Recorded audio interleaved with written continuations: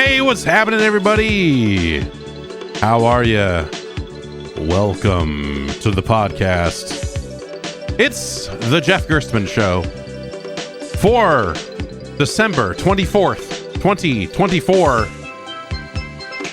Those are all factors of 12. So that's it's important numerology. I think that means that the wizards are going to beat the ghosts. I don't know how numerology works. I think that means you're supposed to send this video to 5 friends, and even if you just save this sound privately, to use it to claim it. I think you need to claim this video to ensure that your loved one meets you in the street. You'll get a phone call from someone, and I don't know what happens after that. Angel numbers. I'm your host, Jeff Gerstmann. Hi. It's the holidays. They are upon us. It's we got presents wrapped up and under a tree. I suppose it's the tree. Also, we have a fake tree. We've got a fake tree last year, and I'm into the idea of a real tree, but I'm also into the idea of there's so many things happening all at once that you have to pick and choose. And so we've gone with a fake tree. As soon as we put the thing up, my son grabbed one of the ornaments off of it and broke it. And so that's great.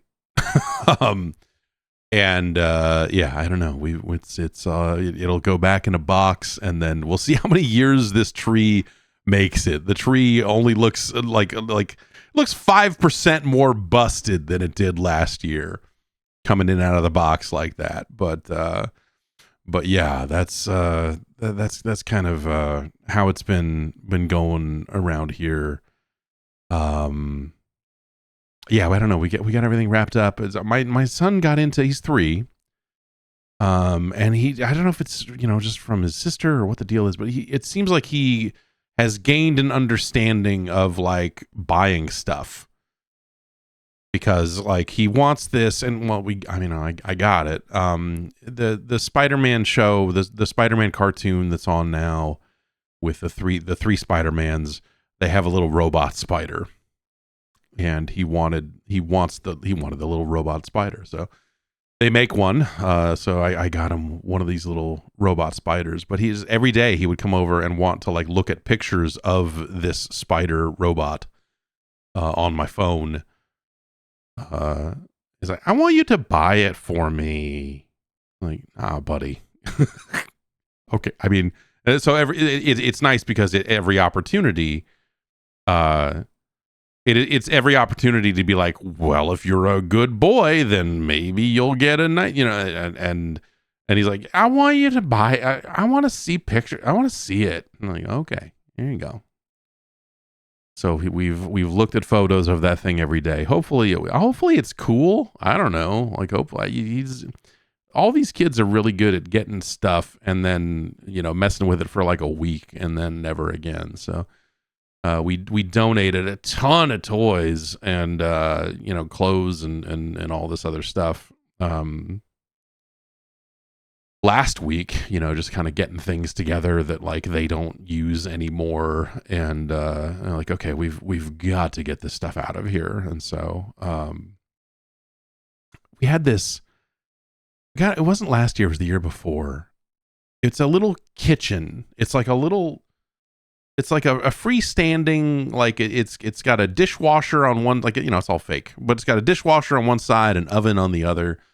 And it came with little French fries and a little fryer that you could lower the things into, and little kitchen utensils, and it has a little sink built in for washing your hands when you're done, and everything. And like a hood, like, a little top thing, but like it's kind of cool, but also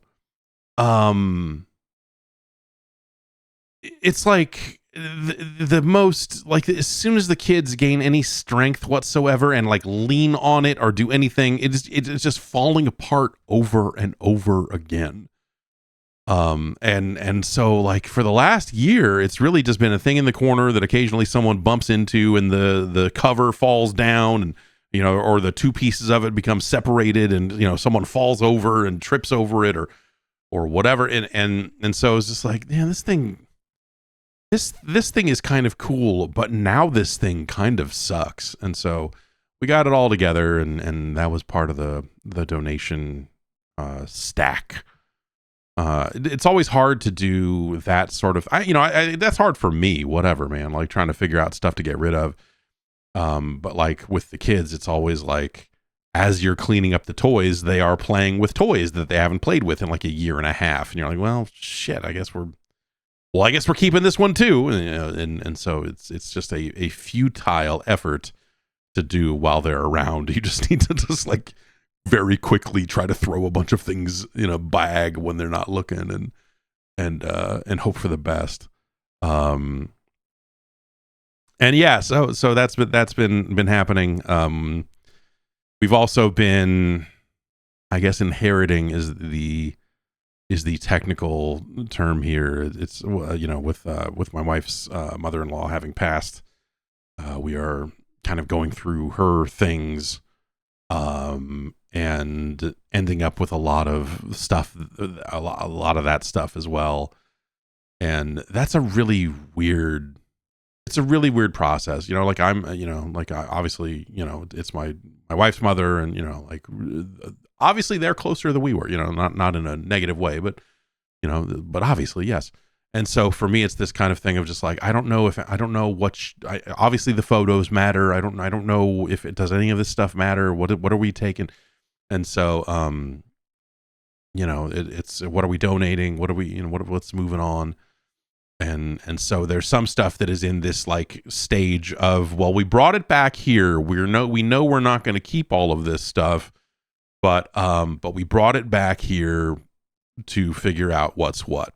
And some of it we know we're keeping, and some of it's like, well, like we have a piano now, and the piano movers moved it in, and now a couple of the keys stick, and so we have to call somebody to come out and probably take a look at it, because it's one of those things I feel like I could watch enough YouTube video to figure out how to make the piano keys unstick, but also it's an old enough piano, it's like real ivory on the keys, and it's, I don't know, it's 100 years old, easy.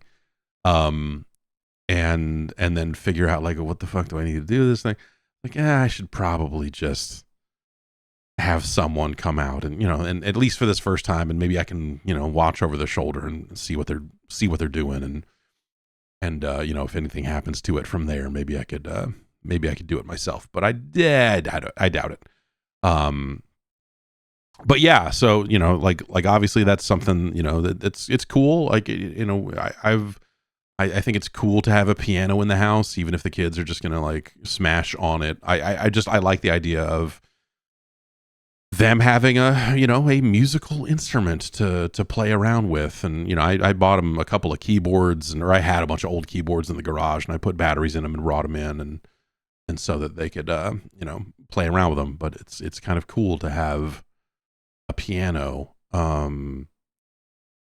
And then, but also we have like 5 sewing machines, and, like, I don't know if any of these are any good. Like, do we keep a sewing machine? Do we, like, okay, I don't think anyone here really knows how to use one, but okay, let's figure out if any of these are any good, and we'll keep one. And we have a friend who we think might want one, and then we can donate the rest and kind of figure it out from there. And so that's been kind of happening, this month, kind of against the background of all of this stuff. And it's been weird because, like, I've been spending a lot of time trying to get less stuff in the garage. And so, but also like, I'm an idiot. And so, as we're going through stuff, there was a big box of like workout DVDs.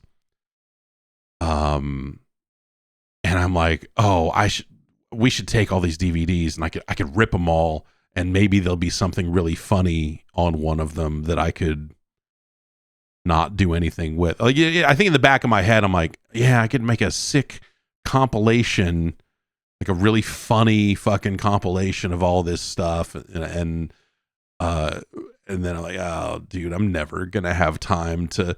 Like, sure, I could rip all these DVDs. Like, of course I could. That's that's if not an automated process, it's a fairly close to automated process. But the idea that I'm going to have actual time to go through and watch these, let alone like pick out time codes, go, oh, that's really funny what she said right there, and then somehow edit this together. Like, no, I don't know. TV Carnage did a like an exercise compilation, and I don't actually think it's very good. It's actually like, of the TV Carnage releases, I think the workout one is actually not is the one that I don't think is any good. The rest fantastic, but that one in particular, I don't think that one works nearly as well. But I don't know. I've got like 50 workout DVDs, and I'd already ripped some from before. You know, we already had some that I was like, well, I rip these and put these on a Plex server in case, because who the hell has a DVD player anymore? And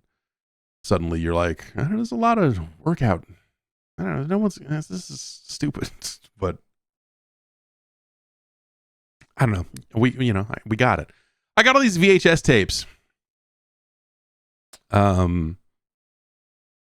Similarly, like I'm in terms of like stuff I'm trying to get rid of, I have tons and tons of VHS tapes. A lot of these are just like episodes of Mystery Science Theater that I recorded when they were on, and so like stuff like that I can toss because all of those are online in one form or another, be it like a decent quality official release or digitized tapes. But there's some stuff in there that was not released on DVD or, just like weird stuff like that now I'm looking at it going like it's a burden. It's like, I don't really want to watch Thrasher Skate and Destroy on VHS, but I don't think it came to DVD. And so like this skateboarding tape, it's like 5 or 6 skateboarding tapes that I have, and, some other stuff I recorded off of TV or whatever that I'm just like, well, I really should be, capturing these for some kind of, I should really be capturing these while I've got them and then get rid of all of them. And so like, that's been like, it's all set up. Like we have an email about the RetroTink 4K. Someone wrote in and said that they got one and it's blowing their mind. And like, yes, absolutely. But also I will probably use the RetroTink 4K to capture these tapes. There's a better, cleaner way to capture tapes, but I don't know how to solder. And so the idea of modifying a VCR to work with the insane way that people are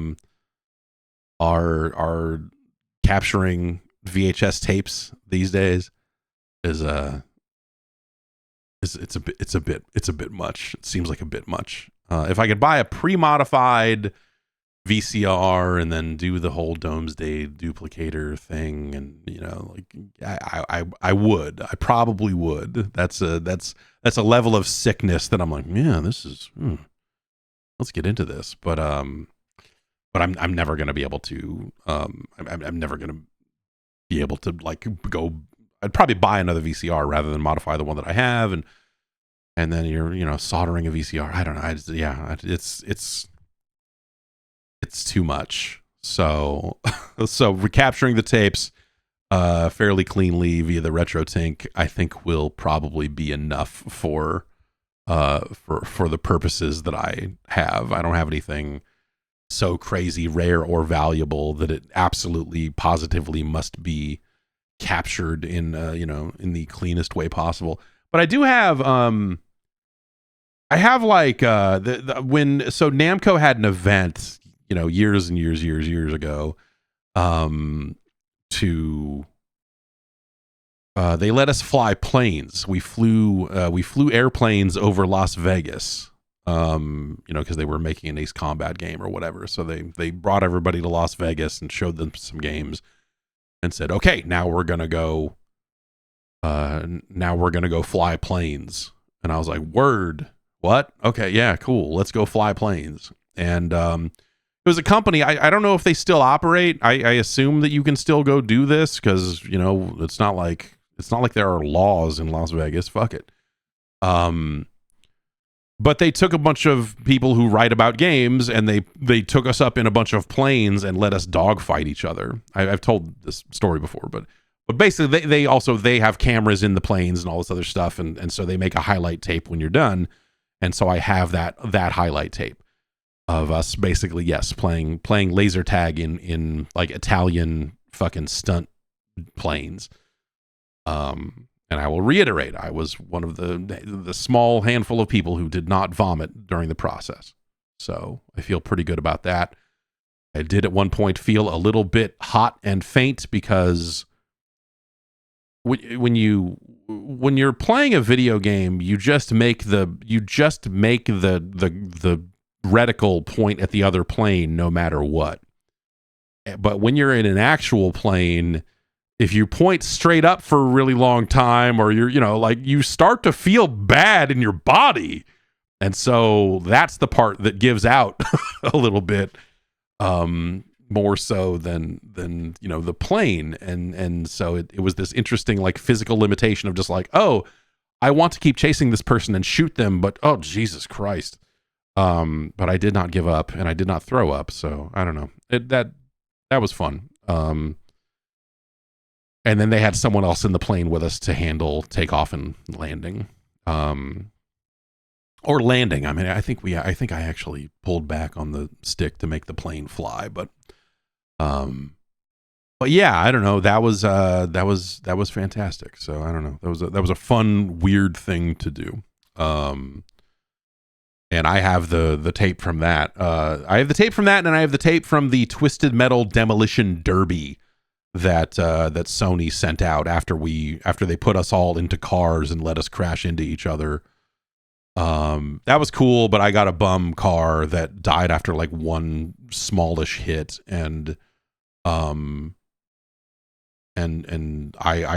got a couple of good hits in the next heat or whatever, but like I don't know. It was I want, as someone who was raised around demolition derbies and cars and all of that stuff, it was very frustrating to go into a demolition derby and have the car kind of immediately fail.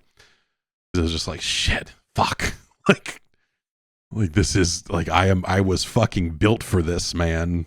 I am ready to leave this car in reverse and back into people over and over again. And none of the other people that were there seemed to understand the idea of like, you need to protect your engine. You need to not like wreck your own motor crashing into other people, and you need to try to let people not, try to make sure that other people miss yours. And so you drive in reverse and you back into people over and over again. And then the car died, and yeah, it was a fucking bummer. It was a real fucking bummer. But I have the tape from that. That was a silly, yeah. Do influencers do stuff like that now? Yeah, that's the question. I don't actually think so. I think that there are certainly events like that in probably outside of gaming more than anything else. I know that there's always like the fashion influencers went on a fancy cruise or whatever, and so I'm sure there's still some stuff like that out there, but not the way it used to be. That's for sure. A lot of that stuff has changed. I actually, you know what? While we're on the subject, I just got an email about a paid event. I don't get a lot of this stuff, but because I have a public facing email address on a YouTube channel, I occasionally get influencer oriented outreach. And it's been a very interesting, it's been very interesting to get this thing, to get this stuff and see like what this even looks like. It's not something I would do. It's funny because this is actually something I would do for free if they invited me to an event for PR purposes. But because they said to send us your rates, I'm like, oh well, no. I'm reaching out on behalf of Sega to see if you'd be interested in helping promote Like a Dragon Pirate Yakuza in Hawaii prior to launch. This opportunity is a paid, in-person, exclusive event in the Los Angeles area. Here are the general details, and they give a time. Deliverables. 1. Event attendance. 2. 1 VOD showcasing gameplay and your impressions. 3. Usage. Share on socials. No paid usage. Organic social usage only. Please let us know what state or general area you're located in for travel purposes. Would this be an opportunity you're interested in? And if so, please provide a rate quote for the above deliverables so we can take it back to Sega for their approval. And so this is like an influencer. This is a company that does this, that they build these sorts of things. And so I wouldn't even know what a going rate for this sort of thing is. I don't know, like what is that worth? I'm not, obviously I would not accept money to produce a video about a game, which is like, that's the funny thing, is like, literally I would, if they said, hey, we're having an event in Los Angeles, would you like to come play this Like a Dragon game? I would say, yes, I would. Can I get capture of that, or what's the deal? And that would be it. But because it's this, I'm like, oh, well, I'm not gonna, I'm obviously not going to accept money to produce some sort of like paid thing. But yeah, so I don't really know what the influencer type of stuff looks like these days. That was something, it was like the WWE games kind of went in that direction, where you'd hear about, and Call of Duty obviously has their thing when they show multiplayer for the first time, they invite a bunch of people to wherever they're doing. I mean, I think it's always LA. But they always have their big event where a bunch of people are there in stations streaming the game or whatever. And WWE, like 2K did that for WWE a couple of times.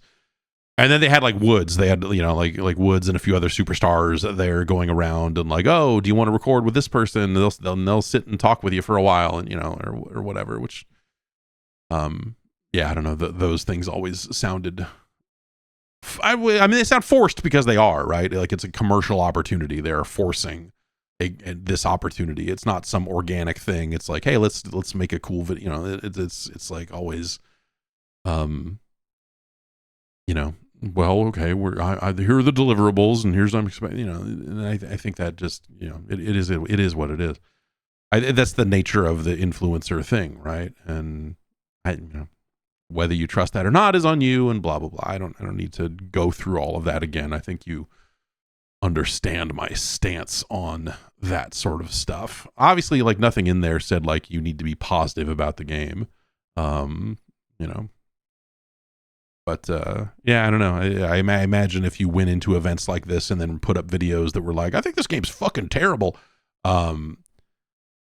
they would probably not invite you back and probably not pay you for more events. And so there is kind of a unwritten thing that if you're in that game, you're in that game.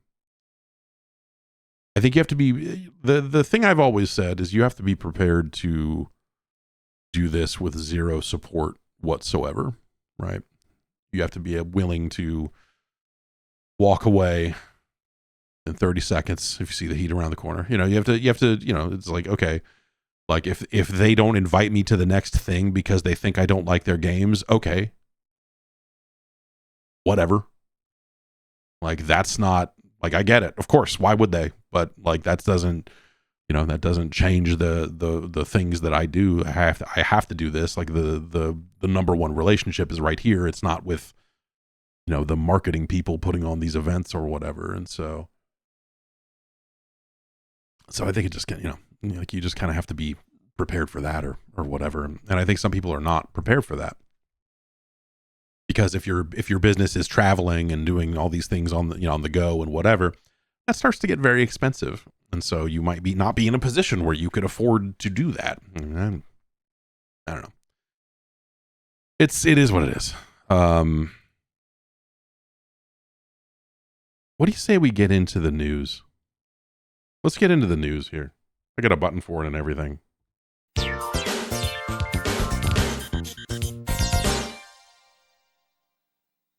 The Steam replay for 2024 was published. And there's some interesting data in there. Obviously, there's data about you and the way you play games and the number of games you played in the year and the genres you like to play, which is using Steam's like incredibly busted genre system, and all of that stuff. But there are some interesting stats in there that are built around like the average, like the median Steam player and how many games you played versus the average of like how many players played on Steam. And so they've broken these numbers out in ways that like you kind of look at and go like, huh, yeah, this is why so many games are having trouble finding an audience and doing all of this stuff, because as packaged up by Eurogamer, only 15% of players spent time with games that were released in 2024. That's right. They're mostly playing old games. And it's been a very interesting stat. Let me log into Steam here and see these numbers directly. Because it logged me out, and that's okay. Hang on, I got to open the Steam app on my phone here and pointed at this, and yes, I'm signing in. Yes.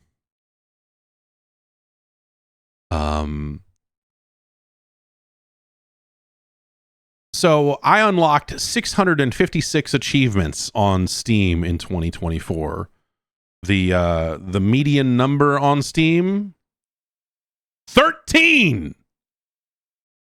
It's like they're not even playing games at that point. What are we doing? I played 170 games on Steam in 2024, which honestly seems low. That seemed like a very low number. I was like, oh, 170. Yeah, I guess weird, man. That's pretty crazy. The median on Steam, 4 freaking games. 4. Not 40, not 80, 4. That it's really it's pretty crazy. 50. Okay, so that 15% number is the percentage of playtime spent by all Steam users in new releases, meaning games released in 2024. So in 2024, only 15% of total Steam time was used on games released that year. By contrast, I played new releases for 54% of my playtime, which makes sense. That's the job I do, is checking out games and telling people about them. So I'm gonna probably play more new games than the average person. 1% of my time was in games that were released 8 or more years ago. 37% of Steam playtime across all users were from games that were 8 or more years old. 8. And the bulk of the playtime, I got 45% in the 1 to 7 year category. That was 47% of all of Steam playtime went to games that were released between 1 and 7 years ago. Now that's, I think when you start to think about this and try to like parse it and go, because I think these numbers, you look at them and you go like, what the fuck?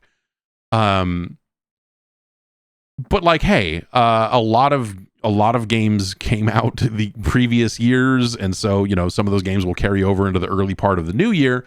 But also, there are just more long-lasting games that are getting up there in years. What percentage of playtime across all of Steam, and they don't have this number in their data, what percentage of all time played on Steam do you think went to Dota 2?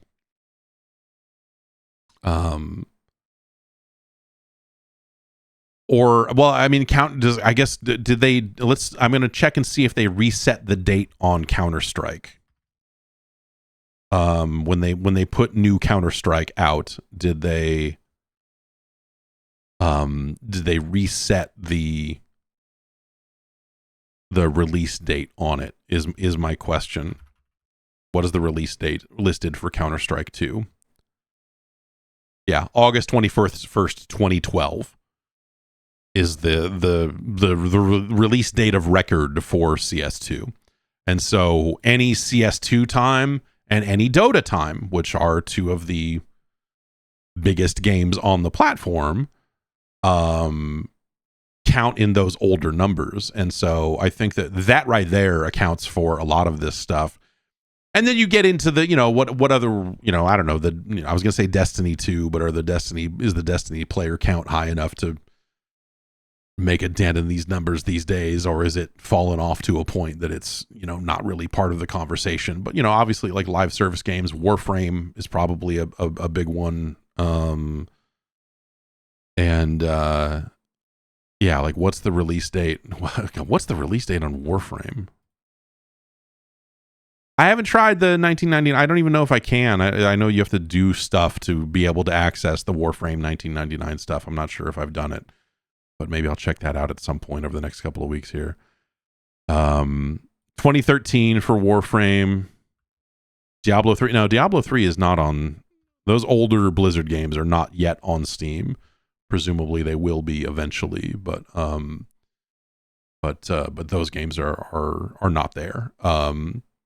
And so, yeah, it just, like, I think on the surface, this paints like kind of a bleak picture of gaming and what people are really playing. And it's kind of like one of those other things that, gets baked into the numbers a little bit, that people love to just cite the large number, right? And then when you break it down, you go, oh, actually, maybe this number isn't as impressive as it sounds because it might not be monetizing the way that sounds like it should. I'm talking about the overall number of people who play video games.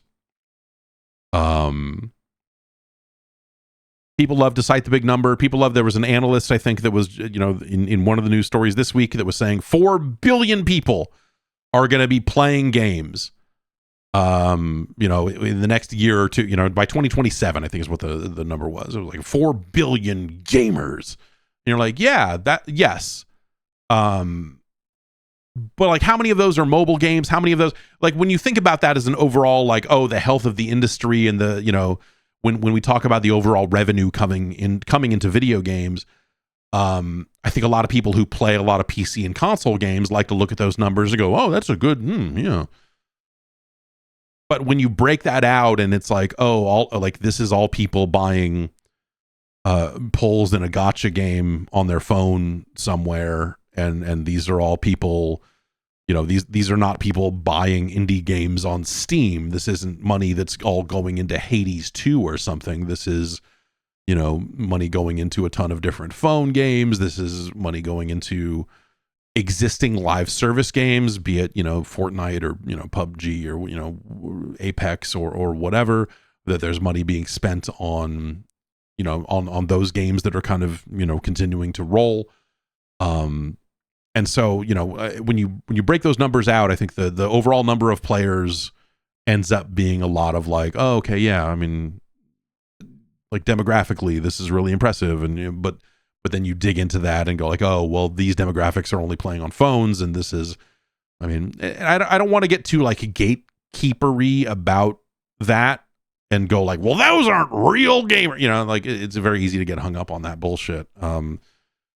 But it is a different enough business that I think if you are out there thinking, oh, well, yeah, this is all healthy and all this other stuff, why are all these people being laid off when all this money is coming into the space? It's like, well, the money isn't being evenly distributed. It's not like, every developer gets X percentage of the overall pie. It is incredibly skewed in favor of things like mobile, where you've got, a much larger and much more casual audience. And, so you've just got a lot of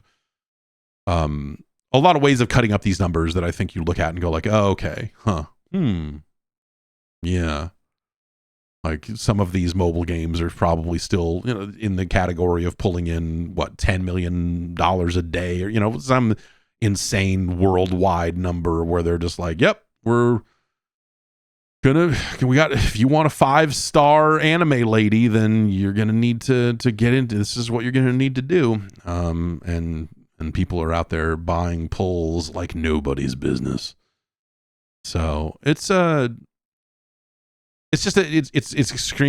extremely interesting to see the Steam numbers. Like they're not breaking it out. Like there's more stuff that you would be able to kind of glean from this if they just gave a little bit more data, but they're not, and they're probably right to do so. Someone asked if Call of Duty had a current release date. Let me look. So yeah, Call of Duty Black Ops 6 is listed in the in the Steam store as its own thing with a 2024 release date, and so I assume that works that way. But also there is just a main Call of Duty entry, which is the thing that you play, and that has a 2022 release date listed on it. And when I look at my Steam replay, where they break out some of the games I spent the most time with, it doesn't say Black Ops 6 or Modern Warfare 3. It just says Call of Duty. And so yeah, they are combining that. And so I assume Call of Duty counts as a 2022 game for the purposes of their data.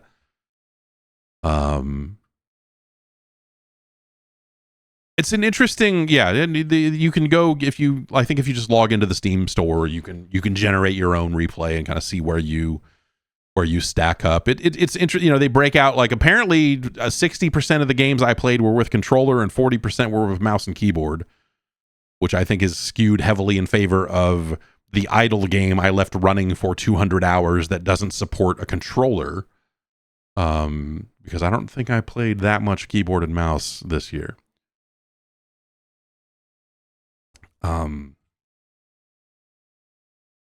But yeah, something about the median number, and even in this context of Steam and the Steam ecosystem, when you see the Steam median number of games played in 2024 being 4, I think that tells you a few possible things, and we can really only speculate on that, but I think that you have a lot of Steam accounts that are purely devoted to playing Dota and Counter-Strike, and nothing else. Those sickos. And you probably have a bit of a skewed number there on top of that, because I bet that you have people with multiple accounts doing fucking weird stuff with Counter-Strike and doing fucking weird stuff with Dota, and like, oh, well, this is my smurfing account, or this is the one that has all my skins on it because I'm selling these skins and turning this into money, whatever it is. Whatever weird business people are into with the skins these days. But yes, the numbers are fascinating to see, and your own numbers, but as well as kind of that larger, kind of broader look at the Steam data. But yeah, like people trading in bootleg TF2 skins, or I guess they're not bootleg skins, but you know what I mean. It just seems like there are still opportunities to do weird stuff with some of those games on Steam, and I bet that is, that probably impacts the number a little bit. It probably doesn't explain 100% of the reason why the median number is 4. But I'm guessing that probably pushes in that direction. It's funny because I think, when we think about Steam and the conversations I have about Steam and Steam accounts and stuff, kind of in the community, are about people that are hoarding games and never playing them. They're on the other side of this, where they're just like, yeah, I don't know, I got 20 games out of a Humble Bundle, and then I bought this here, and these keys were on sale, so I bought some of those, and then a friend gifted me this, and and I don't have any time to play any of this stuff, but I sure do have 900 games in my Steam inventory, or whatever. And so, So it's people playing a subsection of the games they are picking up in sales and doing all of this other stuff. But we think about it, I think, from the other side of, oh my God, there are so many games coming out all the time. Oh my God, there are a billion great games. Oh my God, how am I ever going to play these games? And I'm going to try and play as many of these games as I can that I picked up because they were on sale and picked up this and that, but well, I don't know. A lot of times you have sale games that are not from the calendar year that the sale happened in. And so you've got people playing old games that way. But yeah, I don't know. It's an interesting statistic for sure. And yeah, I don't know. Go log into Steam and take a look at it. DFC Intelligence, which is a market research firm, put out their annual market report. VideoGamesChronicle.com has taken a look at this, and they're one of the takeaways that DFC has in their annual report here. Well, okay, so they have they predict that by the year 2027, the number of people playing games will exceed 4 billion, which Video Games Chronicle notes is nearly half the global population. They're also projecting that Nintendo will be the winner in the next generation of consoles. And that there will only be room for one more. And that more or less, it will either be Sony or Microsoft that will be able to kind of successfully compete when the new consoles roll out. There's a quote here from it that says, "There isn't room for more than two major console systems. Sony or Microsoft will struggle mightily in a distant third place, largely depending on which of those companies can gain early momentum." And they've got charts and stuff that are just like, the install base of the new Nintendo system, and then it just is like System 2 and System 3. Like, they're not saying, hey, Sony's gonna kick Microsoft's ass, or Microsoft, they're kind of not saying either of those things. They're just like, hey, we think the market is at a point here where, like, it's not going to be able to sustain two consoles in addition to whatever Nintendo is doing. And I think this is another one of those things that by and large, I think people that are in this, again, the community conversations I have, no one is going, oh, Nintendo is kicking ass. Like, Nintendo is off doing their own thing as far as a lot of people are concerned, right? And the interest is in, like, should I get a PlayStation or should I get an Xbox? If anything, the Nintendo option is the secondary option, because you're like, well, I want to play their games and this is the only way I can do that. And so they're viewed as this external factor when it comes to whatever weird arguments people love to have about which console is better than the other or whatever. Nintendo doesn't even enter that conversation, which is funny, and good on them for finding a way to just kind of exist outside of that conversation, because I think that's served them somewhat well. But the DFC goes on, they say, hey, it's about early momentum. It's too early to know which one will, which one will win or whatever. But they do note that a new Sony system should have an advantage because of a loyal base and strong Sony IP. But they also say Microsoft failed with the Xbox Series X or S, but has made major acquisitions to become the world's largest software publisher. Microsoft has the option of focusing on software and distribution models over hardware. And they do think that the market will, that the video games will grow in 2025. I think that's a pretty, yeah. Okay. I mean, in 2025, assuming that everyone sticks to their dates, we're going to see a new Nintendo platform and the next Grand Theft Auto, which is the two things cited in their thing. That so they're saying the games industry will enjoy record growth in 2025. Like, yeah. Yeah, if that stuff ships, then yeah.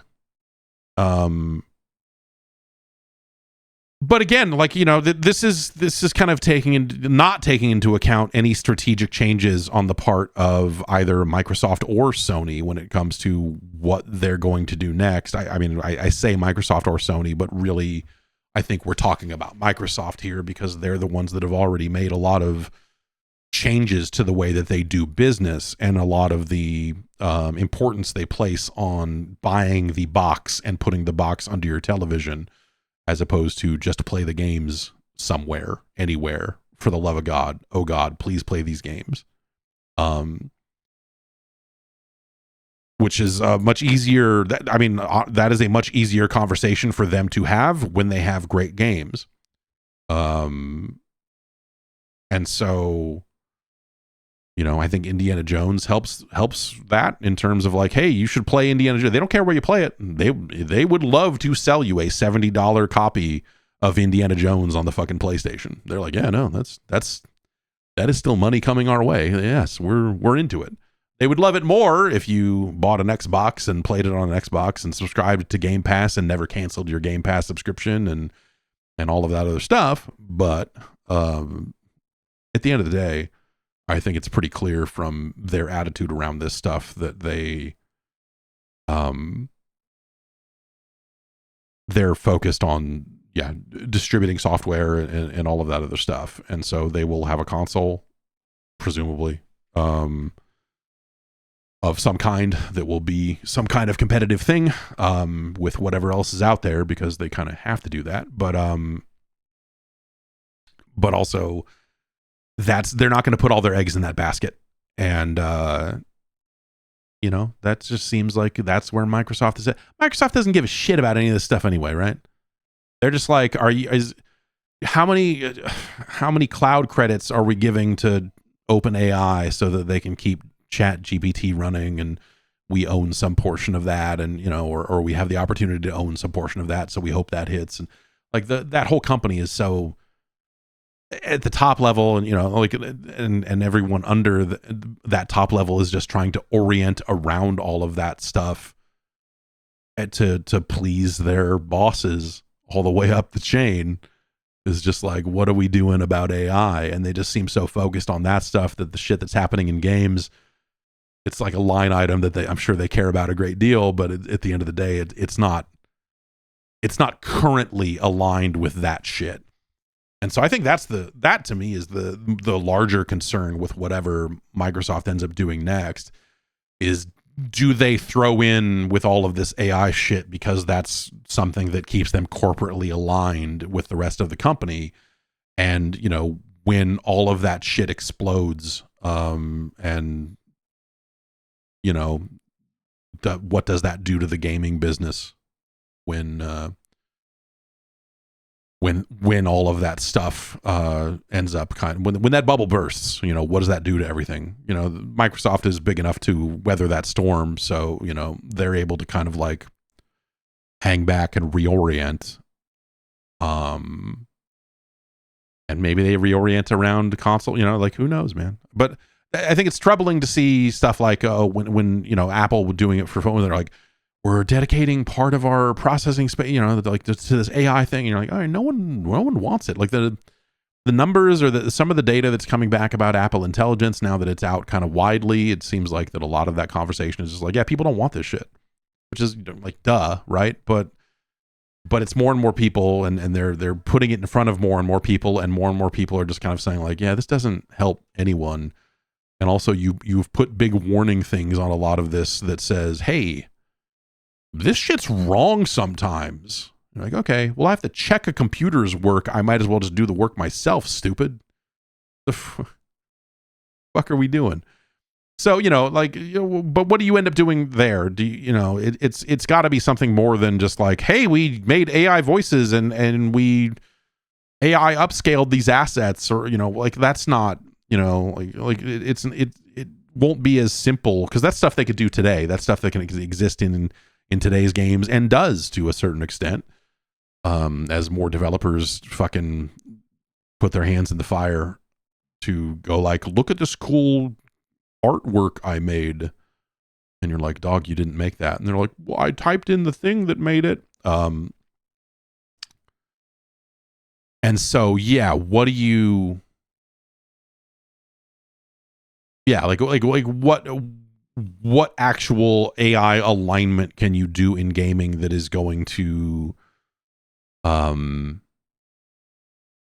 matter to a large enough percentage of the overall product? It's not as simple as like, we replaced voice actors with computers, which I think that stuff sucks in its own way, but that's not, at the end of the day, like, that's not the major expense, right? For especially big budget games like a Call of Duty or whatever, like, that's not the main thing they're spending money on, you know? Like when Sony talks about like wanting to find ways to make their games for less money, like, those are the types of corners that perhaps they would cut. Of like, oh well, you know, we employed some asset generation on the voice stuff and this and that, and there's like stuff like that they could do that, you know, I think would piss a lot of people off and also kind of suck. But like, they could do that today. There's nothing stopping them from saving that money right now. And so you have to look at it as like, okay, a few years down the line, let's assume that this shit, that they're all in on it. There's too late for them to make changes to whatever silicon they're making, you know, whatever the next consoles are going to be. They're going to carve out some space for AI garbage.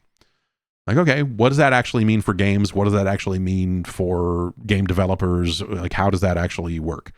Like, do we end up with some kind of like a better algorithm? Because like, whatever, like, there's already procedural generation in games. Like, there are already situations where people are not hand touching coding every single part of a game. Do you end up in a situation where it's like, okay, we have, like, there are games that are going to use procedural generation for building levels and whatever else, and so we've found a better algorithm for that we're going to slap the words AI on because, hey, that's the hot shit, right? Like, do roguelikes get way better all of a sudden, you know, and or way worse? I don't know. End up like super fucking broken.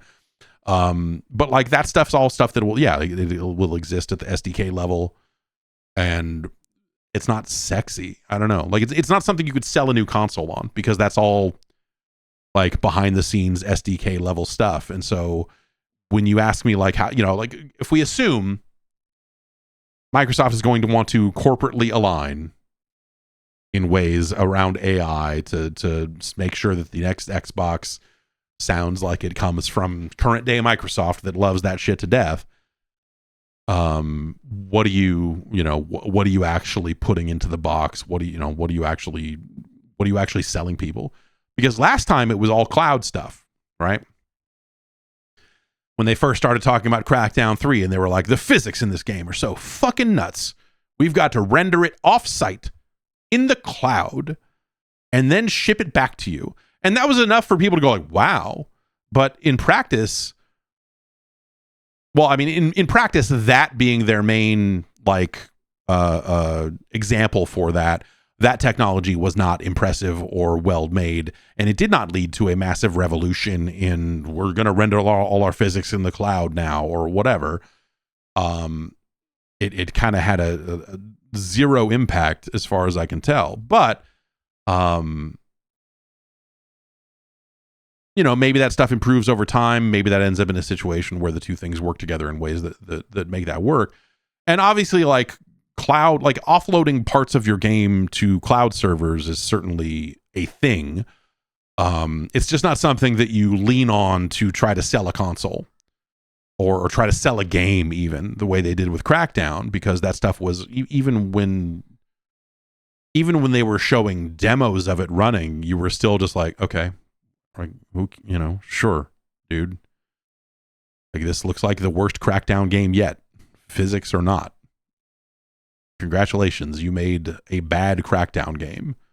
And so, and the multiplayer, which is where they tried to do their cloud rendered physics, was the worst part of the game. And so, you know, how many people even saw that shit when it was all said and done, right? So yeah, I don't know. Like, I that is still kind of the stumbling block for me in terms of just like, if we think of the AI shit as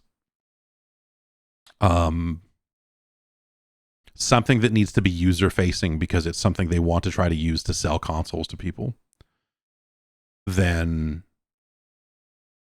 what does that look like? And what does that actually, what are the selling points to actual humans when they do that stuff as to like, here's how this is going to make your games better? And I don't think that they've found a way.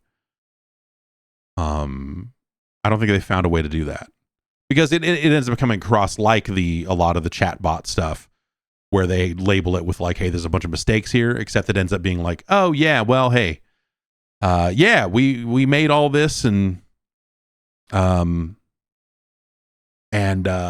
I don't, you know, it's gonna help developers.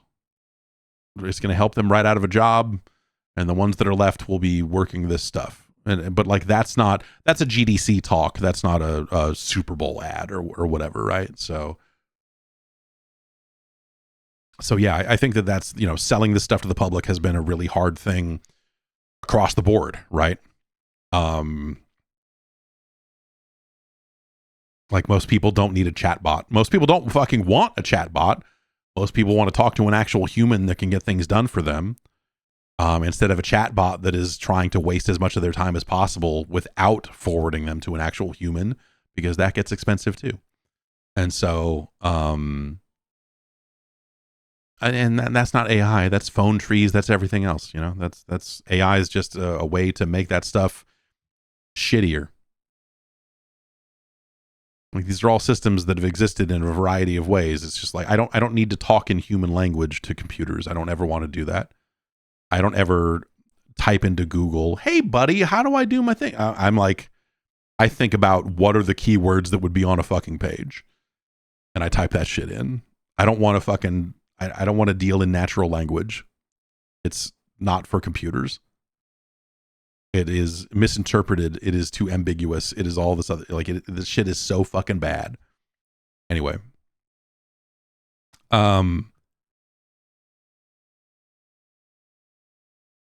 So yeah, it's an interesting, you know, like the landscape is weird, right? Where you've got Sony thinking that they're spending too much money on the games that they're making, and you know, people generally like those games, and it's helped them, it's helped them build continue to build a loyal fan base for their games. What will they change? We were talking about this over the last couple of weeks. Like, what would they change in their approach in the next 5 years in the launch of a new console or whatever? Because Microsoft is over there changing everything, and they're changing things in ways that you just go like, I'm not sure that this is actually the right way forward. You know, they're making some bets. They're placing some bets. They're gambling on people wanting to play games through cloud streaming. More than they are now. They're gambling on, you know, this notion of like, okay, we're going to try to shift our brand completely to try to, I mean, like, I know it literally has box in the name, but we're going to try to get people to think of Xbox as something that is literally not a box. And try to get people to shift the way they think about our stuff as really just like, here's a place to play games, which at that point, you're really just a publisher, you know, with some additional technology tacked on for cloud streaming and whatever else, but really you're just publishing games, and you're publishing games for the consoles that, you know, that used to be thought of as your competing boxes.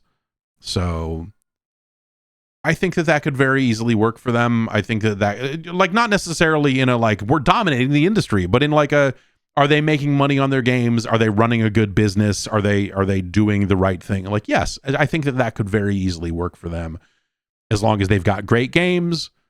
They could put those great games on a lot of different platforms and sell them and offer them in subscriptions and try to pull you one way or the other, and you know, effectively, like, it's like they're getting out of the hardware race without getting out of the hardware race. Like the console becomes like the last ditch, like, hey, if you don't have any other way to play this, or you are really, really stuck in your ways, we definitely sell this. We definitely make this device. Like if you need a thing to play games on, we've got it. But if you already have a thing to play games on, you might not need to get this. So just keep doing what you're doing, you know? And I think that puts them in the in a position of being able to benefit no matter what happens. Whereas if they ship a console and people suddenly want it, then they'll be like, oh, fuck, awesome. Yes, we love our consoles as well. And so these are now exclusive to the Xbox because it turns out people want an Xbox. If it doesn't, then play them on PlayStation. They don't care. They really don't. Like philosophically, they really, you know, you would think that there would be, and I'm sure that there are some people there that still feel a type of way about this just because of how long the Xbox business has existed, the way, you know, the way we think of it. But they seem like they're very much all in on it. You've got quotes from Nadella saying like, oh yeah, or, you know, this is, you know, we're seeing success in these areas in gaming and we're going to push the advantage, you know, like they're pushing into this multi-platform thing full on. And so it's like they're pulling a Sega without actually getting out of hardware, which is an interesting attempt to have it, I was going to say both ways, but they want it all ways. They want it every way they can get it. And so I think I'm interested in seeing what they end up doing with the new Switch when that gets announced and what that ends up looking like or what the Xbox support on the Switch 2 ends up looking like. If it's native ports, if they talk Nintendo into allowing Game Pass streaming or, you know, like the stream only or full on Game Pass or whatever, like if they're able to go down that road, how far do they go and how does it end up working out? And that will be very interesting to see. Of course, there's also this notion of both Microsoft and Sony working on handheld devices, effectively working on their own version of the Switch, but again, not putting all of their eggs into that basket, more just going like, hey, here's another option, another way for you to play games. We see, especially in some parts of the world, that people very much like this handheld form factor. It's seeing, you know, that form factor is seeing some success here as well. You know, like with the, you know, it's not a mainstream.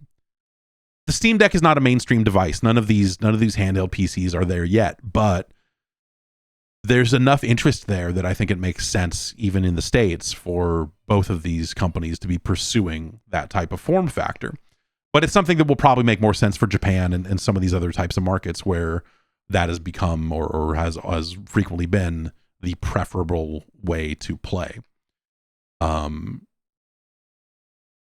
It's very exciting. Like it really feels like this very high stakes like situation right now where, like, if you think about it, it's 2024, just about 2025.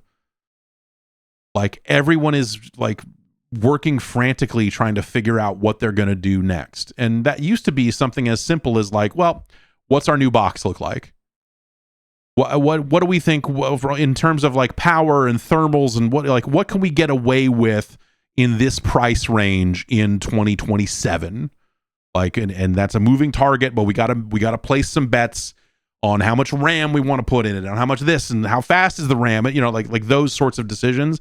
It used to be like, compared to the targets they have to try to think about now, like that feels easy, you know? But now you've got to do that. Then you've got to do it also for a less powerful handheld. Microsoft might also have a lower powered console like they did this time around to think about. And then you've also got to figure out, okay, are we getting into the cloud stuff? Are we going deeper there? Like if you're Sony, who isn't quite as deeply invested in it, but if you're Sony, you do have to think like, okay, do we upgrade the PC experience? Are they first class citizens now? Are we going day and date? Are we, what are we doing? What are we doing to ensure that people actually buy these games and play them? Like by the time even something like Intergalactic comes out and ships, will they want to make a change there to ensure that they make their money back as quickly as possible and benefit from one marketing campaign instead of two and whatever else? On the Microsoft side, they've already crossed that bridge. They're like, fuck it, dude. Like, yes, these games are coming to PC day one. And when you ask them about things like those games coming to PlayStation, their answers haven't been like, oh, we're doing that on purpose because of, we're creating a windowing situation here. It's really been more like, well, from a production standpoint, we want to make sure that the Xbox version is fantastic, and production is just set up in such a way that we're not equipped to do all of that at the same time. And so if they value that window, then they'll keep it. But if they look at it and go like, no, actually, we would like to benefit from one marketing campaign across all platforms and everything else, then they will start shipping more things day and date on competing platforms. And I think that that's the direction they'll go in. I think that they're just not necessarily equipped. They were not equipped to do it with Indiana Jones and Starfield and some, they were not as far down the road. Well, with Starfield, they probably started on PlayStation and then stopped and then probably started again. But once they kind of get their production in line at all these different studios that they own, I don't see, again, in a world where Call of Duty ships across all of those platforms on day one, and that's, one of, if not the biggest game in the world in years where there's no GTA shipping, it's impossible to I think it's impossible to justify a reason to do that with your other smaller games, You go like, actually, we're going to hold it for Xbox for 6 months. And then you're just like, all right, but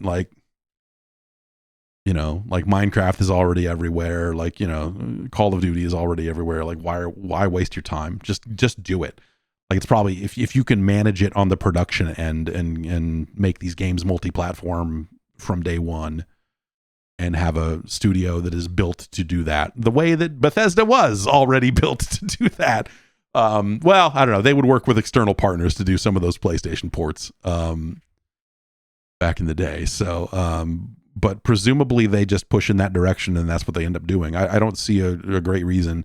And maybe there'll be a sales story that they'll go like, oh, actually, we think that this helps on Game Pass and whatever, so we're going to have a 90-day window, probably a shorter window than the one they have for indie right now, but maybe they do find some value in maintaining some distance between those launch dates. But I bet at the end of the day, they'll get to a point where they're just like, nope, everything's shipping everywhere, and if you have an Xbox, you can play it there, and that's rad. But if you don't, that's rad too. And so with them already being organized in this fashion where they seem less attached to you buying their console, when DFC comes out and says there's only going to be room for Nintendo and one other platform, it's very easy to sit right here today and say, well, that will be Sony. Because Microsoft has already ceded so much ground in that fight, and they have already twisted their business in a variety of ways to rely less on selling a console, that it's hard to see a scenario where they just magically turn it around. But Sony's got changes to make too. I think I don't think they're going to run into the next generation changing nothing. I mean, just the virtue of them investigating a handheld means that there's going to be changes to the way that they think about their games and the way they ship them, and probably certify them if you have to cert for the handheld and the full-blown console at the same time, or whatever it is. Assuming that all runs the same shit and we're not getting a dedicated, separate, closed handheld. That would be wild. But maybe you end up with the handheld being a PS5 and then the PS6 ships, and there are games that don't run on the handheld. That would actually suck shit if they did that. That would be a bad way to go. But yeah. Long story short, I think we're in really fascinating times. And I don't know, and also this is just some analyst. This is just some intelligence company that is out there doing the work on this, saying, hey, there's only going to be room for one. But ultimately, I think a lot of that is up to developers and publishers. And if major publishers are seeing value in shipping their games across PlayStation and Xbox, then that will be reason enough for that stuff to continue to exist. unless that changes in a major way, or the sale, and the thing that would happen there is if the games stop selling, let's say that third-party games stop selling on Xbox for a variety of reasons. It's like, oh, it's only a Game Pass machine, and no one wants to pay full price for a game, or just like, hey, they're buying those on play, whatever it is. Do you end up in a scenario where those developers, those publishers go like, oh, we're actually not going to support the Xbox, which was. I think back at Gamescom, there were some whispers about publishers being really unhappy with where they were at on Xbox, but that hasn't led to a notable change in support, at least from the types of publishers who would be talking to, having loose conversations with the press at an event like Gamescom. Japan obviously is, an entirely different scenario, an entirely different story. But even there, Microsoft does seem to be making headway. It's just a matter of like, or how much is Microsoft subsidizing those ports of those games? Like whether it's a marketing match or just like other more direct, like, hey, we want you to port this game to Xbox and we're going to pay you to do it. They have done some of that, I'm fairly certain. But when that money dries up, do people keep doing the ports? Probably not. I wouldn't. You'd be like, oh, the thing you've been paying us to do, you want us to do it for free now? Well, we ran the numbers on that and no. Like, all right, fine. Here's some money, you motherfucker. So it goes. But it'll be very interesting. I mean, like seeing the hey, gaming is going to grow in 2025, whether it's from the Switch 2 launch or from GTA, and like, what does that mean for everybody else? Because third parties, have not flourished on Nintendo platforms for a very long time. There have been outliers to that. There have been games that have done quite well on the Switch. But generally speaking, the third party story for Nintendo platforms, basically everything after the GameCube has been weird, right? And even the GameCube was a little weird in its own way. It ain't like the SNES days, I guess, is my point there. Where the Nintendo machine had just about everything you wanted to play on it, and in a lot of cases was the best version of the game. Like that hasn't been the case since the SNES. So yeah, I don't know. Nintendo's third party stuff has always been very weird. And now, like, I don't know, there's more stories about like games with very similar names to real games showing up on the eShop. Like there was some game that had the word Wukong in it that launched on Switch. That's not Black Myth Wukong, but it's like Blacksmith Wukong Blacksmith Abyss Days Party Supreme, and weird shit like that. Like it's just it's crazy that store has been allowed to turn into that level of mess. Speaking of things that Xbox is considering doing, Windows Central is reporting kind of a new cross-platform menu setup.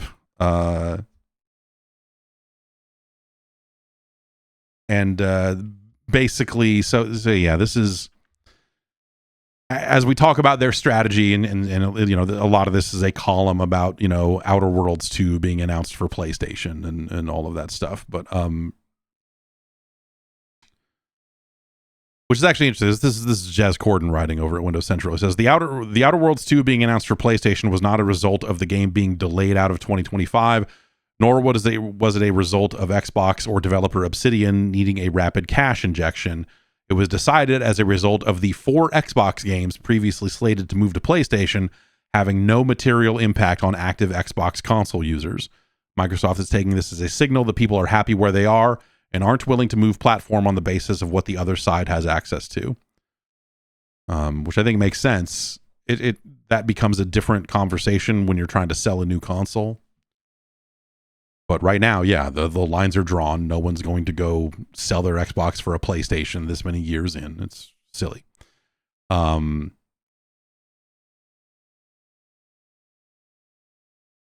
So a lot of this is talk about like this is a lot of the reporting around this, or a lot of the stuff that Jez is getting into, is kind of rumors on top of rumors on top of rumors. And I'm not saying that they're not well sourced or anything like that, but it is a lot of him saying, here's what I heard. And so I think he's generally had pretty good sources for this stuff. But also, the thing to always remember is, just like in professional wrestling, plans change, pal. And so when we hear stuff about things that might be years off, change of heart, changes in the market, a lot of other stuff can happen between here and there that informs that thinking.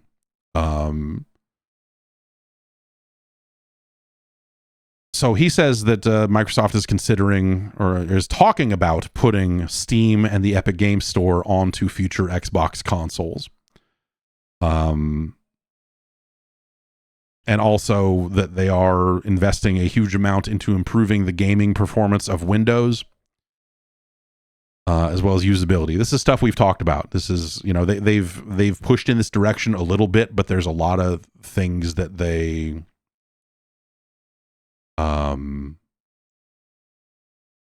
still need to do. But they have been trying to make the Xbox app be less terrible, especially on handheld devices, right? And so it's interesting, but and I do believe that he is talking to people within the company for this stuff. But again, and people in chat are shitting on him pretty hard right now. Again, the thing I would say is, it is very possible that he is talking to people who are at the very beginning of figuring this stuff out.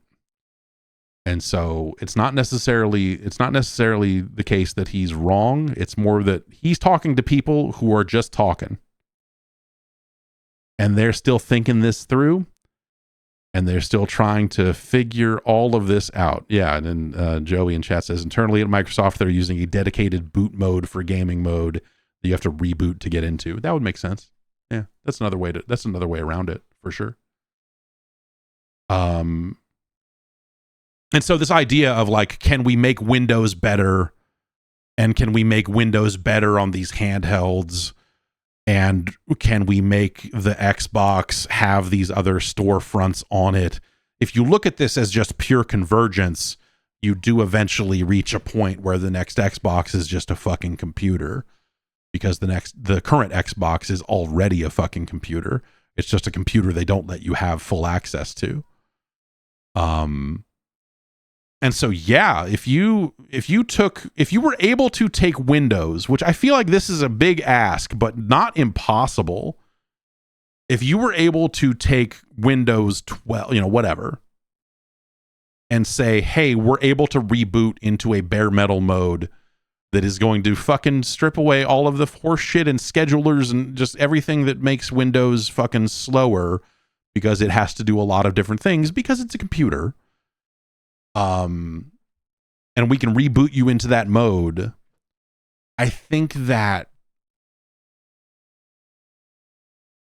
sounds inconvenient, but also it creates the scenario where you could have the next Xbox be able to transition into a mode where it is wide open.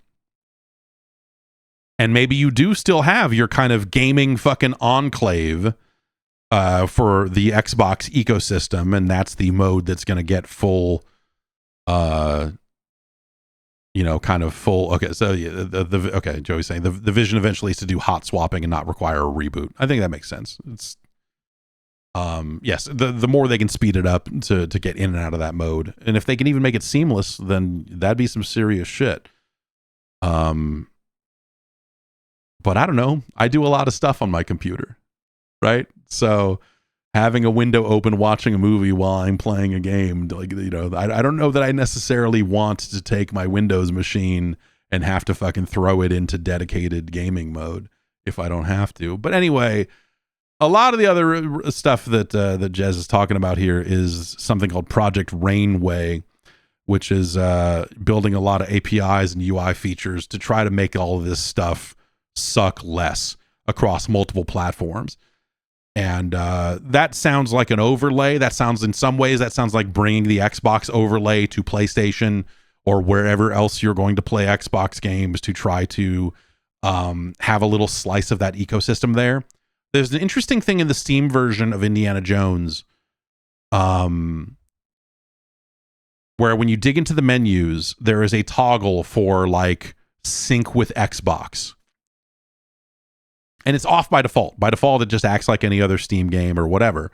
But when you turn that on, it pops up and says like, hey, do you want to give your Xbox account access to this and do that? And, you know, the very quick kind of just like click yes and go.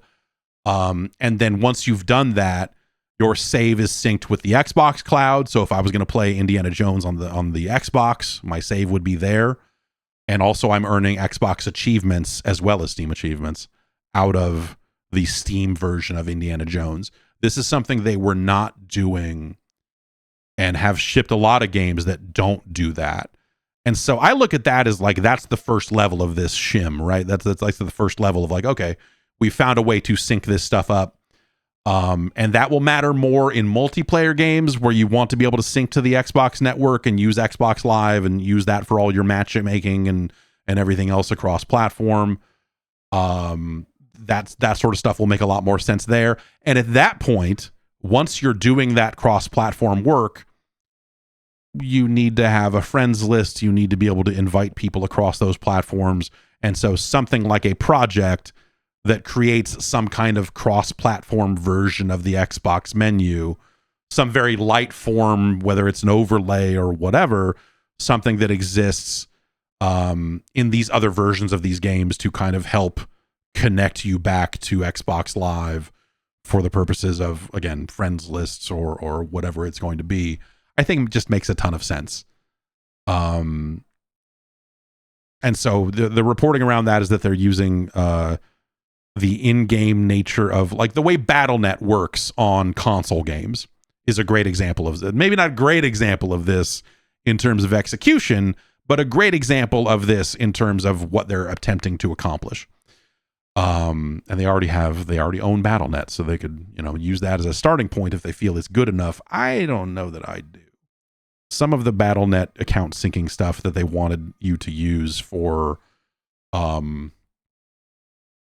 console versions of Diablo 4 and stuff, especially Game Pass, when you were trying to like sync your BattleNet to your Game Pass, like there was a lot of stuff that was just very awkward. But if they can get past all of that, there's kind of no reason not to do it. And I think it's something that they have to do. If this is the road they want to go down, and they're really talking about wanting to have things be a little bit more open from here on out, you do need to have some kind of central service that is going to attach you to other players on your network. Not necessarily from the perspective of we've got to own the customer, we've got to have their email address, we've got to be able to market to them. Like that's all important, but just purely from a logistical, like we've got to be able to ban people from these games. We've got to be able to organize a session so that this player can play with this player. We just want to do this once and not have to fucking do it, you know, bespoke implementations for every single game that's out there. I mean, this is, you know, Sony is basically kind of doing something similar to this with the overlay that they made for, you know, that's in, well, I guess it's in Horizon. Is it in God of War? And they added it to Helldivers, right? Like the reason you need a PSN account to play all of that stuff is, you know, coming from a similar place. And so I think it makes sense for them to do that stuff because they don't have that stuff currently. And they've already built too much of a network of their own to just leverage other people's stuff. You know, they can't, you know, it would be funny, it would be weird, but if Microsoft sat down and said like, we've decided to go with Steamworks for all of this stuff, like, yeah, that's a way. We're going to use EOS across the board on everything. Like, I don't necessarily think that would be a great solution for them. Is the lighting in here weird? I don't know. The lighting in here is weird. This webcam is new and it is strange. And I attempted to white balance it, but it's just it's hazy. It's hazy. I don't know. It's if it's an exposure thing or whatever. But yeah, that's a weird. Is there any change I can make? No, that's. I don't know. Colorblind man attempts to troubleshoot webcam issues. It's funny. I bought this webcam because my existing camera was overheating into the when it was in the prompter.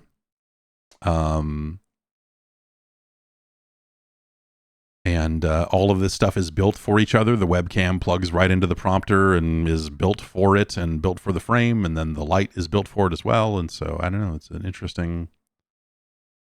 It's not working as well as I wish it did. But the funny thing is when I took my existing camera out of that setup and set it over at a different angle, I finally got the image and the clarity and quality that I was looking, that was like that I wanted to get out of this camera all along.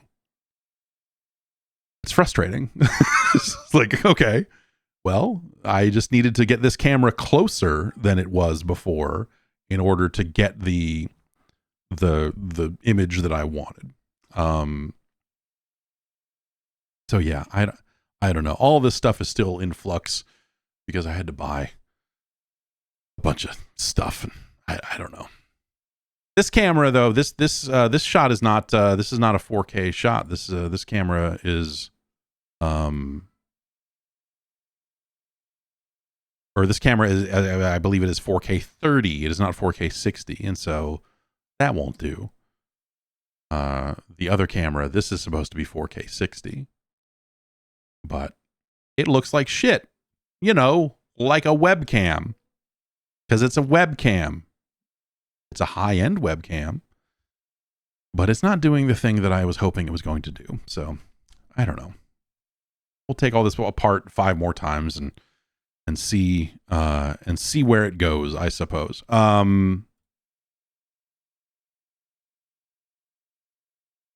Skibidi toilet. You know it. You love it. It's everywhere. And now it's in Fortnite.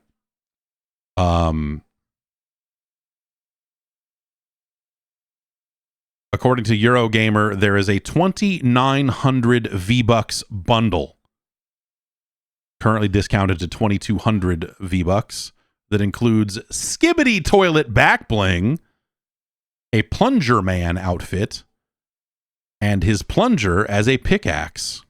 This is kind of leaked ahead of time, and now it is in the game. This is weird. So if you're not familiar with Skibidi toilet, yes, Michael Bay's Skibidi toilet. It is machinima. It's an ongoing machinima series made with I believe Source filmmaker, if not Gary's Mod.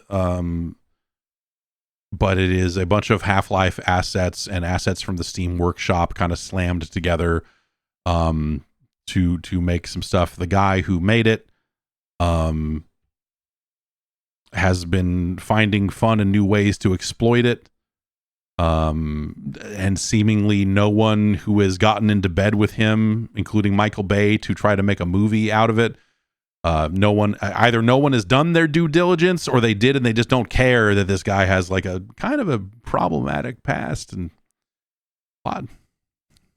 apparently has said the N-word a lot. Anyway, separately from that, it is also weird. And so now that I'm looking at this camera, I can't see. I'll move chat over here.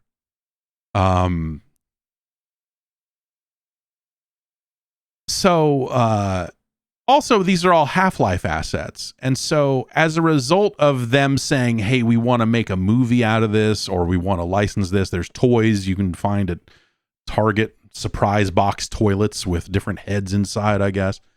So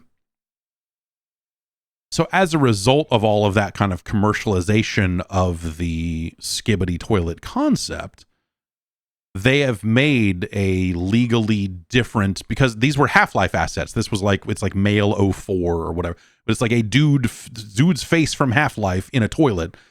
And so they have had to make these legally distinct versions of them so that they could sell them as toys, and so that they could put them into Fortnite, and so they could, you know, presumably make a movie and whatever else they decide to do with this shit. And so we now have a situation where, like, this Half-Life, this thing that originated in Half-Life is now a thing you can buy in Fortnite, and it looks totally different and completely fucking wrong. And I wish I didn't have, like, major opinions about this, but I fucking do. But the Skibidi toilet back bling in Fortnite looks like fucking shit, because it's not the actual thing. It has to be a different thing for legal reasons, you know, as much as they want, also for IP. They want to own all of this IP themselves. And so they've had to make their different thing. And so they've had to change up what Skibidi toilet looks like and made a legally distinct male 04, 9, whatever it is. And now here we are.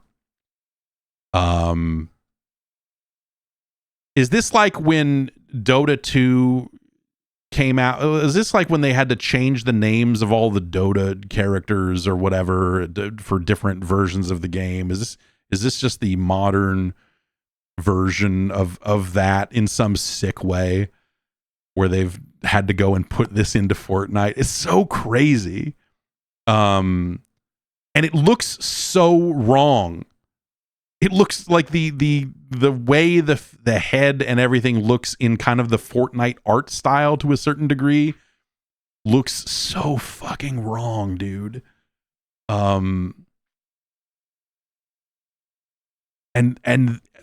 Yeah, I don't.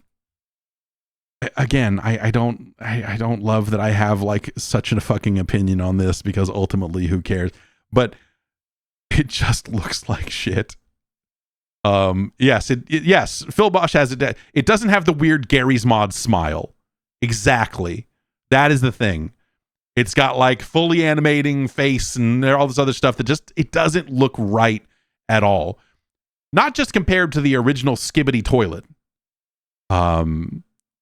Which I watched the first, I don't know what number that they're up to now, but I've watched, I don't know, the first 40 or so episodes of Skibidi toilet, because I was like, I've decided I'm going to know about this. It's the thing is, again, if you've somehow dodged this up to this point, I've said it before, it's fine. It's just machinima. It's just like, it's, you know, it's just, hey, we took some assets and we were telling a little story here, and they're fighting each other, and in this one it's a big toilet, and you're like, oh my god, I was very unexpected. And so like, it's, you know, it's got its thing going on. Like, you look at it and you see why, like, okay, yeah, I guess I see why a generation would get into this. I don't know, fucking people liked Red versus Blue. Like, don't talk to me about, like, don't get on your high horse about like Skibidi toilets. Like, people liked that shit. And so whatever, man. Like, this, you know, this doesn't even have dialogue, I guess, for the most part, which I would take as an improvement over that other thing. But hey, what are you gonna do? Anyway, 2,200 V-Bucks, time to get on board.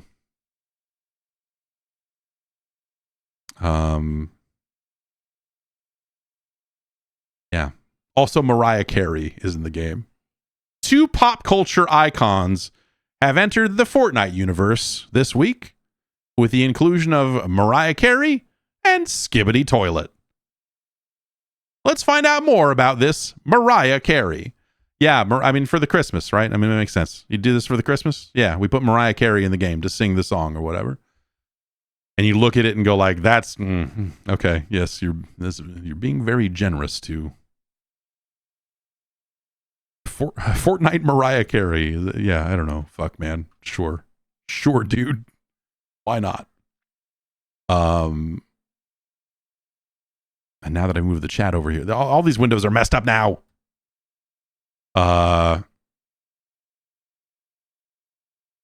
Sega has been in the news on the heels of the Game Awards, where they confirmed that Virtua Fighter was going to get a new installment, and Saudi Arabia is stoked about it, apparently. But Shuji Itsumi, the president of Sega, has been doing some interviews on the heels of this as well.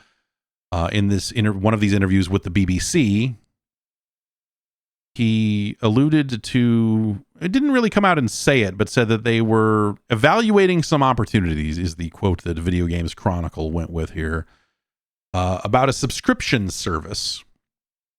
Now, you'll remember that it wasn't that long ago that Sega pulled a bunch of their old games off of digital storefronts. You know, Sonic the Fighters has vanished from Xbox Live Arcade. It's truly the end of an era. But a lot of the, you know, like you could buy Toe Jam and Earl on Steam for 99 cents or whatever the fuck. And so they yanked all of that stuff down. If you bought it previously, it's still in your library.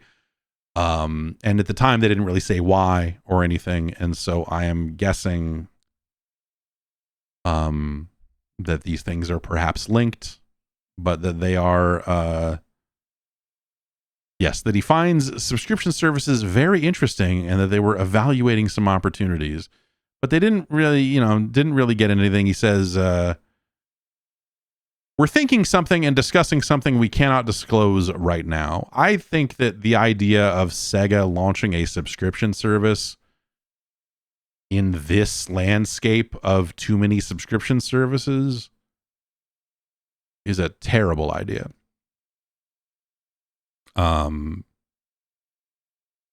I see why they would look at, you know, because like Nintendo is doing it, right?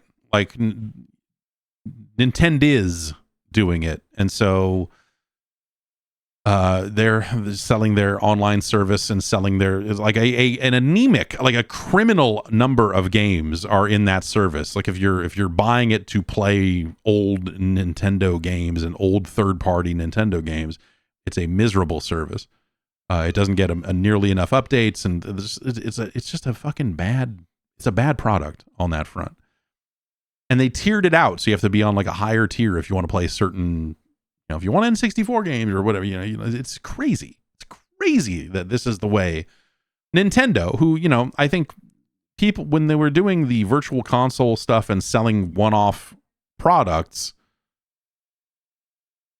and those prices weren't great, but I don't know, at least like it was just a sensible, it was like a very believable transaction that you look at and go like, yep, okay. Like, I don't think this is worth it, but I see why you would do this. And there was something honest about that, I guess. But the subscription stuff, I think is really, I don't know what you put on that service to make it worthwhile for the price that they would probably try to charge for it.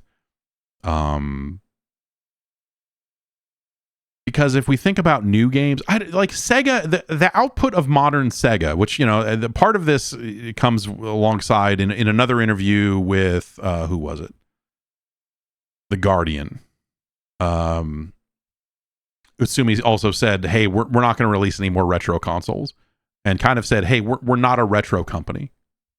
We don't want to be thought of as a retro company. And so I could see them saying, like, here's our retro membership, fuck off. Like, go subscribe to that if you want this stuff. We're all about the now. We're all about the future. But if they did a subscription service that included current games, then they're basically doing like a Ubisoft Connect kind of thing. But Sega's modern output is so all over the place. It's hard to imagine the type of player who would be into 100% of what Sega is shipping these days. And so the idea of them launching a day and date play all our games version of the service seems a little weird. And so I think it's, people are wanting to, when Sega talks about a subscription service, I think people are wanting to think about retro games and like, what does that service look like and whatever else. I don't know. Like, why wouldn't they just dump all the games on Ant Stream, like everywhere? Just put those games everywhere. Let Nintendo put them up on, which they have done some of them. Let Nintendo put them up on their online service. License them out to Ant Stream for that stuff, and just kind of go in that direction. I don't know. It's a weird. We'll see what shape that ends up taking if they decide to go down that road. But like the idea of a Sega subscription service does not sound like a good strategic move to me. I'm having trouble thinking about like what is the value on that service.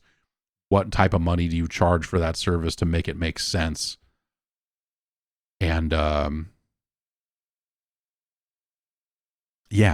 how do you like if you did a retro focused? I don't know, man. It's for the right price, and by the right price I mean a very, very low one, maybe something like that. You go like, okay, I guess if you wanted to play every first party Genesis game, like, but except for the licensed ones because they couldn't put Tasmania on here, then like, all right. Can I play Kid Chameleon on this? No? Will you let me play Bug? Yeah, I don't know.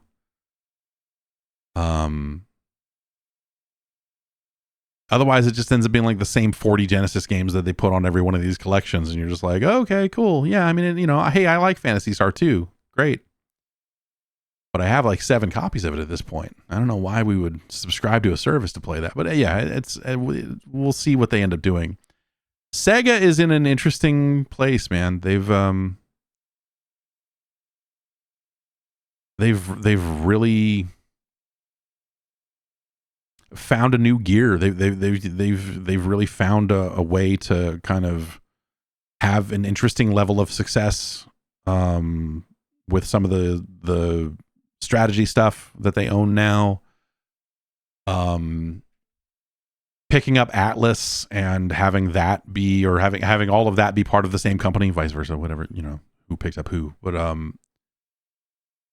having that portfolio be a part of all of this, like they've just got a very interesting and wide variety of games these days that exist outside of the traditional Sega canon. And so like modern Sega is not any of that stuff. It's Like a Dragon. It's Metaphor, it's Persona, it's Total War. It's, like it's Sonic again now because of the movies more than anything else. But it's not the Sega that you think of when you think of Sega. It's not Streets of Rage Sega. It has not been Virtua Fighter Sega. And so these quotes out of Suji Itsumi about like he's telling the BBC, I want to make Sega really shiny again. And he said that Sega had been putting too much focus on domestic success in Japan and needed to reestablish itself on a global stage, which would mean expanding past its base.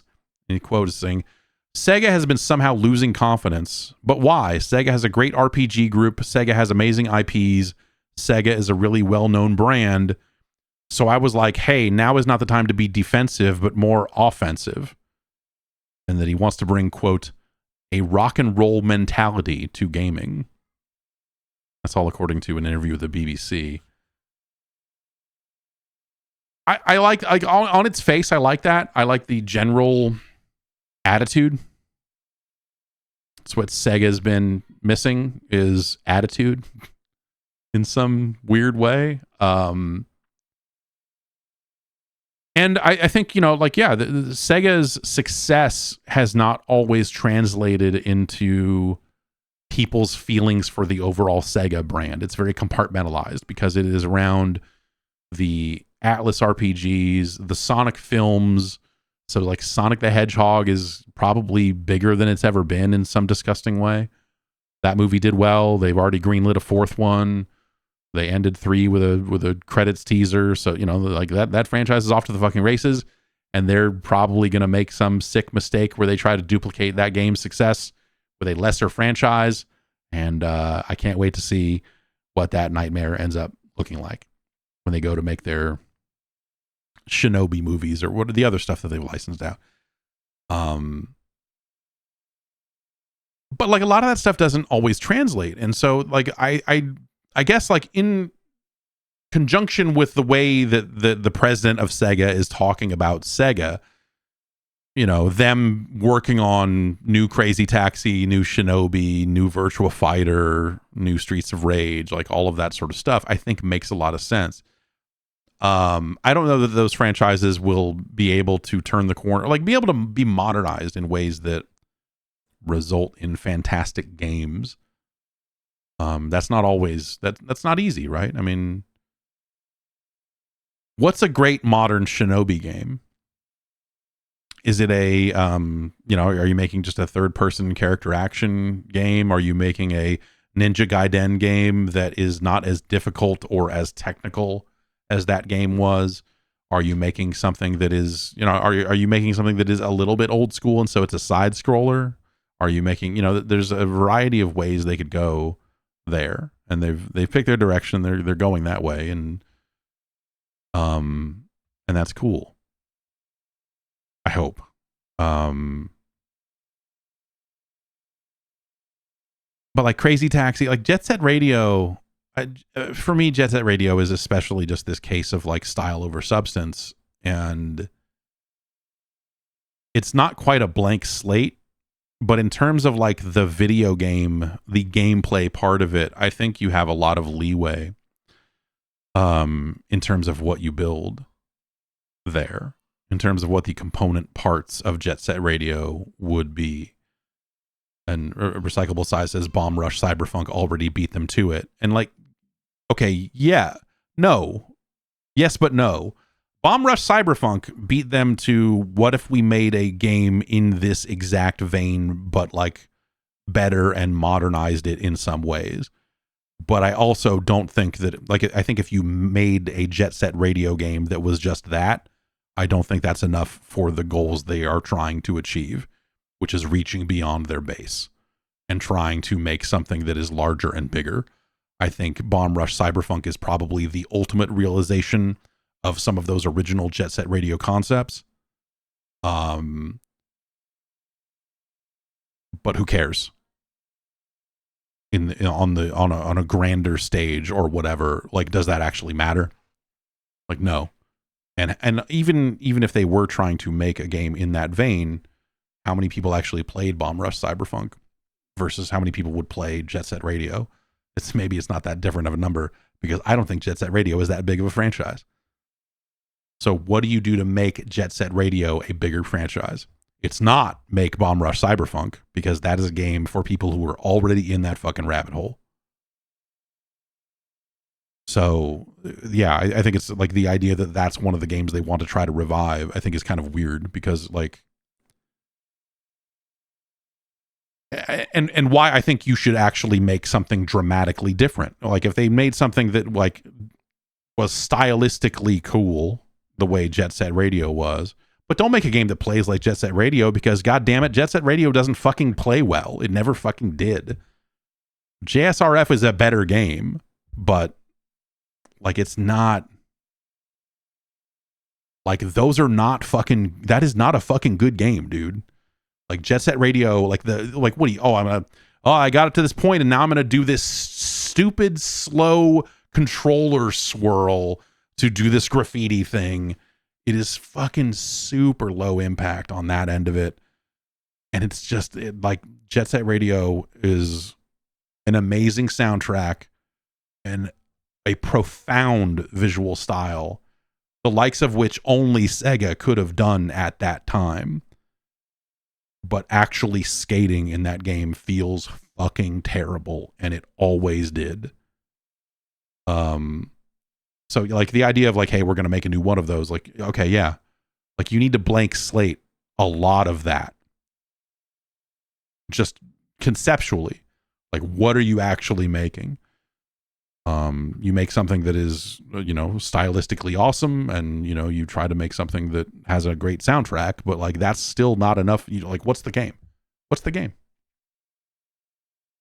And again, I think if they made something if Bomb Rush Cyberpunk didn't exist and a new Jet Set Radio came out and it was just Bomb Rush Cyberpunk, people would be like, oh, rad. That's cool that they made another one of these and they fixed a lot of the stuff that was bad about that original. Oh, that's cool. But it's like oh, that's cool. Not like, oh my God, this is the game of the year. You know, it is not like, again, it is not reaching beyond its base in the way that they seem to be interested in doing. So I don't know what you do there. Like some of these concepts are just like, they're thin concepts, like Streets of Rage, you know, like Streets of Rage 4 already came out. And that feels, again, like about as good as you can hope for when it comes to modernizing Streets of Rage. When it comes to making another one of those, you look at it and go like, yeah, no, you did it. Awesome. But what is Streets of Rage really? And what is it in the context of modern gaming? And, you know, what is it if you're not making just a, you know, if you're not a retro company, as he claims Sega is, what do you do with that? You know? Do you make a fucking generic behind the back beat 'em up game? You know, like, what do you do to make a modern Streets of Rage? A truly modern, meaning it's not a side scroller anymore or whatever, because that's a $20 game. What do you do to make a $70 Streets of Rage? What the fuck is that game? What the fuck is that game? Do you just make it? Is it just Shenmue at that point, but with more fighting? Like, what, you know, what the fuck is that game? It's Final Fight Streetwise. Yes, they did it. It sucked. It fucking sucked. Sega tried to do it for the fucking Dreamcast. Like, they canceled that fucking Streets of Rage game because it was fucking terrible. But like, what do you know, again, like, if you want to make these big budget, like, we're making new things, like, are you really going to make a $70 Golden Axe? You're going to go make a $70 Crazy Taxi? What the fuck is that? You know? So I'm like skeptical, I guess is what I would say about the idea of bringing some of these franchises back, because we've seen games that, you know, either, you know, we've seen some franchises try to come back and modernize themselves in ways that are just like embarrassing to the original games. But we've also seen games like Streets of Rage just vanish and go away. And then like different companies trying to make like Fighting Force, you know, play that IDOS classic, you know, go get into Fighting Force and be like, yeah, man, belt scrollers are back.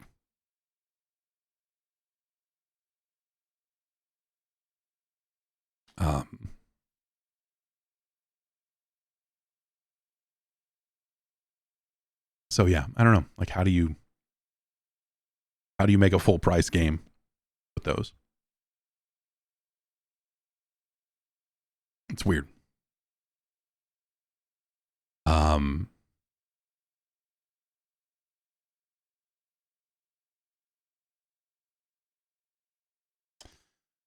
You know, we've seen our fair amount of Switch 2 leaks from a variety of sources, whether it was that case manufacturer last week or the blurry video of the Joy-Cons from a couple of weeks before that, or whatever the leak was that referred to the system as the ounce.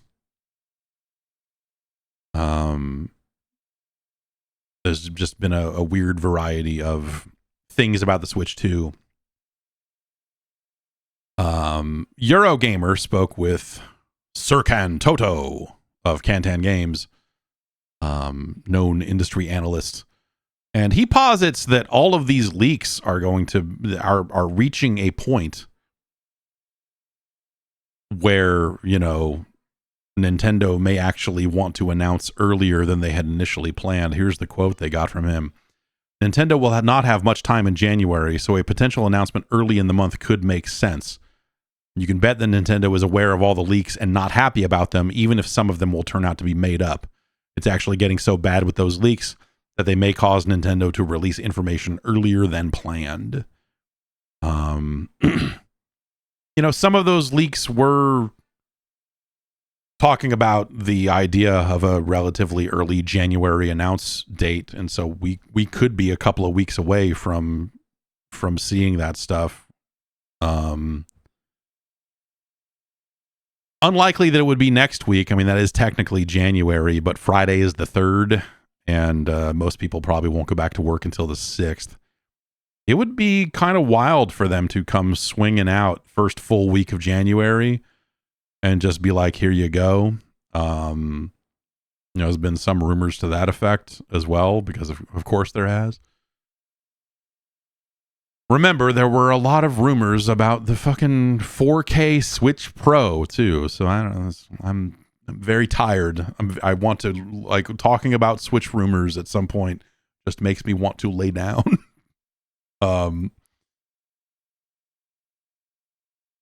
But I'm going to continue to say that I think that they will announce with a Mario Kart game. I think they will launch that platform with Mario Kart 9. I think that game has sold so well for so long, and it's been long enough since there has been a brand new Mario Kart. I think it seems very obvious to me anyway at this point that it would be a very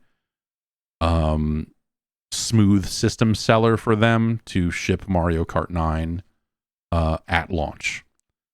And that kind of fulfills their need of a Mario game at launch. They probably don't go with a full-on Mario platformer at that point. I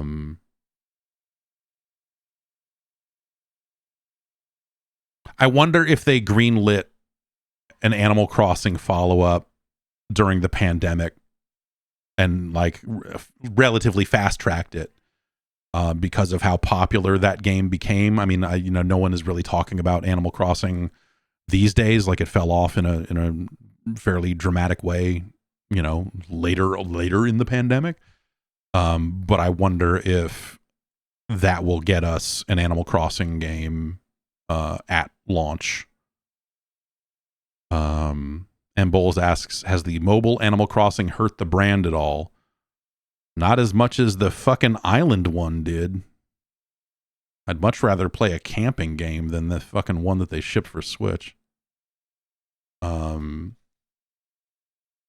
hope that I hope they throw all of that shit away. I hope their lesson learned from whatever the fuck the current one is called, Animal Crossing Island Vibes, whatever.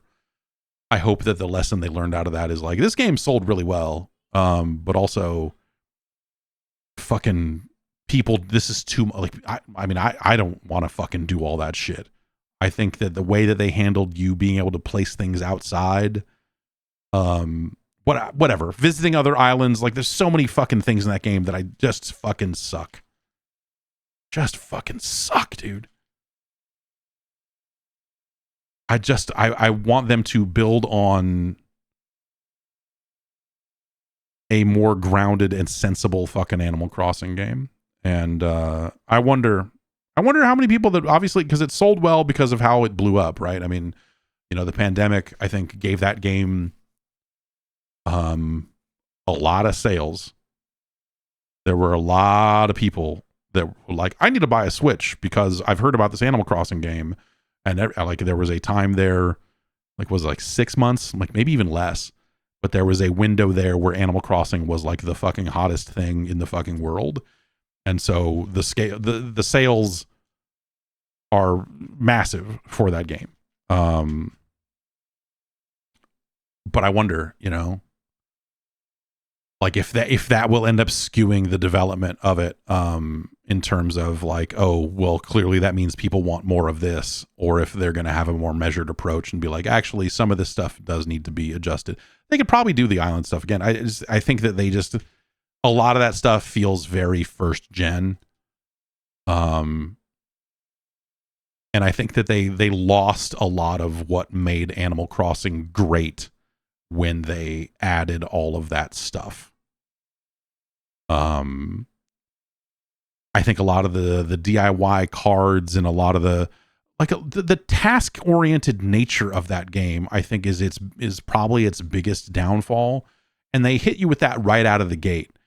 Like, that is the Tom Nook asking you to go and build these things for these houses. And you're like, all right, I need 8 fucking wood. I need this. Like all of the kind of like survival game elements, all of the building elements that they put into that game, I think are just exactly are 100% wrong for that game. Like all of that workbench stuff, all of the like you can build a doghouse and you could build this and you could build that. I hate it. It drove me screaming from that game. And so I don't know. I hope they don't take too many cues from that game, because I think that the stuff they added in that game, by and large, I think a lot of that stuff is unsuccessful.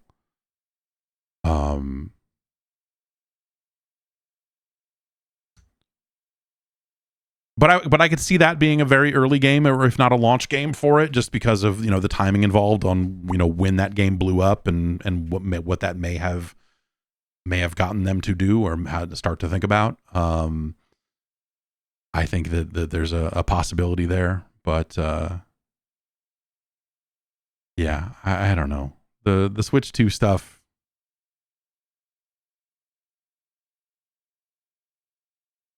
I wonder, just like how that thing's going to pan out. It'll be wildly successful because it'll play first party Nintendo games and it'll do just fine. But like what will the third party story end up being? What sort of like when you start to do those direct comparisons, right? And now we have more kind of devices to directly compare against, right? Is when we start seeing games that will appear on both the Switch 2 and like the Steam Deck. Where does that net out? Will we see a friendlier situation for third parties? Because like over time, as the Switch got older and older, and the sales stories weren't always there to make it work, for some of those third party games, it became very easy for those third parties to say like, well, we're not seeing the success we need to here, so we're just not going to port these types of traditional console games to this device. And so I think a lot of the conventional wisdom became built around like, well, that maybe we just shouldn't put these games on handhelds. But now you have the Steam Deck kind of telling a slightly different story about that. Not at the install base numbers and the it's not as big of a sample size as the Switch is, obviously, but you see that stuff and you're like, well, okay. And so I think we'll see developers like give it a fresh shot for sure, because they can't afford not to. It is Nintendo's new platform. But what ends up being the long-term viability of third-party games on the Switch 2, both in terms of like, is it easy to port because the power is there to, we're already making a PlayStation 5 version, so we might as well make a Switch 2 version. And how much did that story change, or how much does that story change when the PlayStation 6 exists or whatever, right? I mean, Nintendo is kind of launching off cycle here compared to the other consoles, which is again why I think some of that story earlier where we're talking about, there's only going to be room for one more, and why Nintendo gets thought of as a separate thing is, because they do their own thing. I'm very interested to see what they're doing, but Nintendo does what Nintendo does, right? I mean, I don't think it's going to be, some big dramatic shift, right? I mean, you see the leaks, you look at it, you go like, yeah, that looks like a Switch, but different, I guess, like a little bit. Like, it's not going to be some massive change. It's going to have a button on it, one more button on it, I guess, and we'll see what that does. And we'll go from there, right? It'll be cool. Well, hey, those games should run better. Like, that's the thing, right? Is I think you look at Pokemon and the like Link's Awakening and the Zelda game and just the performance of that stuff on the existing Switch, and you're like, this is terrible. Like these franchises deserve better than this, these games deserve to run better than this. And so getting a more powerful platform for Nintendo's first party stuff and them refreshing it will help a great deal. But like, the Switch had frame rate issues at launch, right? I mean, people were playing Mario Odyssey and Zelda and going like, what the fuck is, like, wait a minute. why is this run like this? So it's not like some new thing, but it's something that's definitely gotten worse over time. And so this lets them push that back another 5 years or whatever, and you know they'll get to do their thing. But I guess my point is, like, it's not like those games looked bad on the existing Switch. Mario was looking pretty round. You know, how much better do you need Mario to look? How much better do you need those worlds to look? Like, Odyssey looks fantastic. Like, just from an artistic perspective, like, the art direction is so good in so many of those games that, you know, the throwing more power at it, you're like, okay, well, okay, you can put more stuff on the screen, and, you know, the Goombas don't need to get rounder, but now that you can have 20 of them instead of 10 or whatever, like, that's something for sure.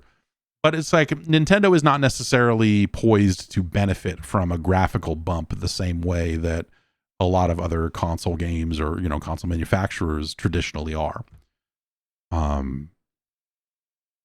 Because they're playing in a different space. They always have been, but, you know, or in modern times they have been. But I think they design their games to that spec, and it works very well for them. You know, it doesn't always pan out for third parties, but yeah, I guess I think about that and go like, well, how good would, you know, like, hey, let's say we do a Mario Kart 9. Like, okay, what do you got?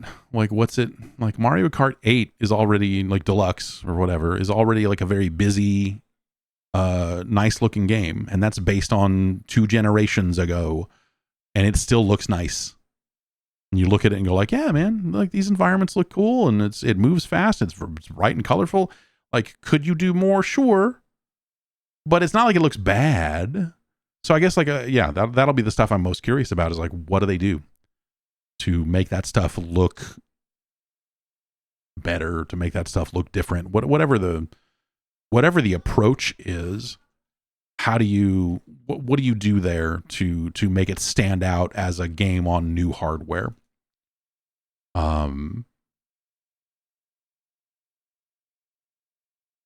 Yes, Double Dash 2. There you go. We'll put 4 characters on each cart now and go that way with it. Yeah, I don't know.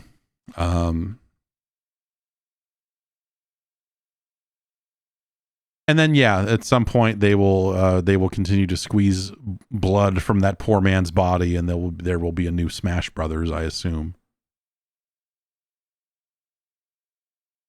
I don't know what you do there.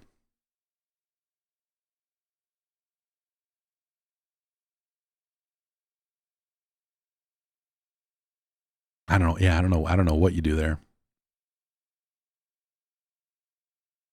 If it's just more characters, like, then they could have done that on, you know, yeah. I mean, just make a sequel, like, whatever. Not everything has to fucking reinvent the wheel, right? But, yeah,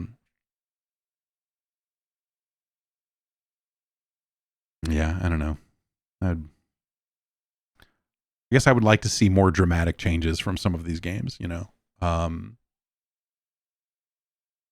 From some of these kind of, like, you know, perennials, right? I mean, Mario is still Mario, but they managed to find fun ways to twist it and change it. Super Mario Wonder did a good job of that. Odyssey did a great job of, like, you know, hey, these are largely still the 3D Mario mechanics you've been using for years, but now we've got these hat moves, and the environments are much larger. I think, like, that's a good way to look at it and go like, oh yeah, okay, yeah, you've got more powerful hardware. Look at these large areas. You got all this other stuff. Like, you look at this city. I'm jumping rope. This is crazy. And so I think that, you know, like, that game, I think, did very well when it comes to, you know, taking advantage of new hardware and doing all those sorts of things. The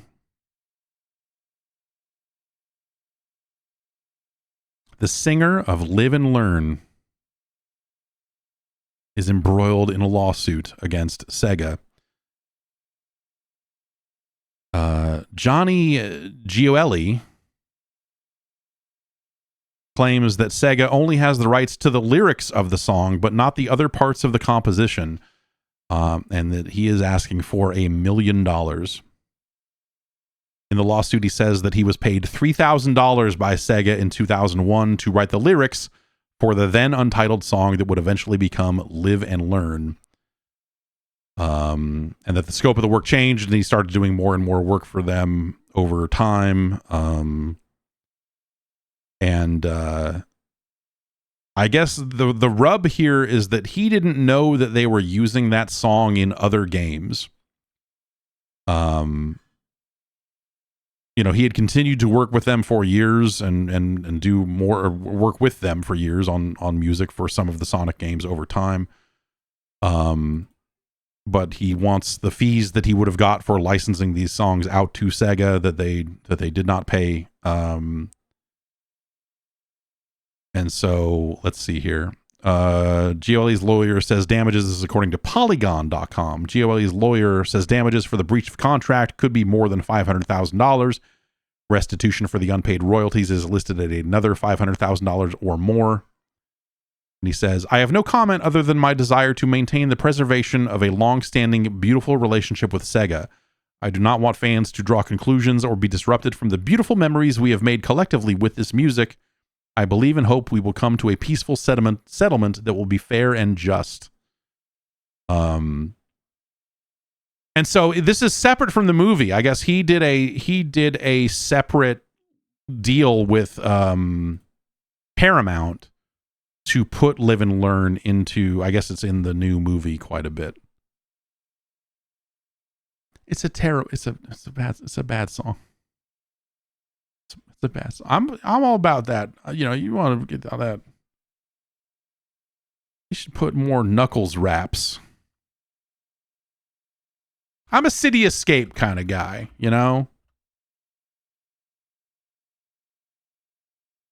Like, if I got to come down on some Sonic music, all of it's bad, but at least Pumpkin Hill is dope.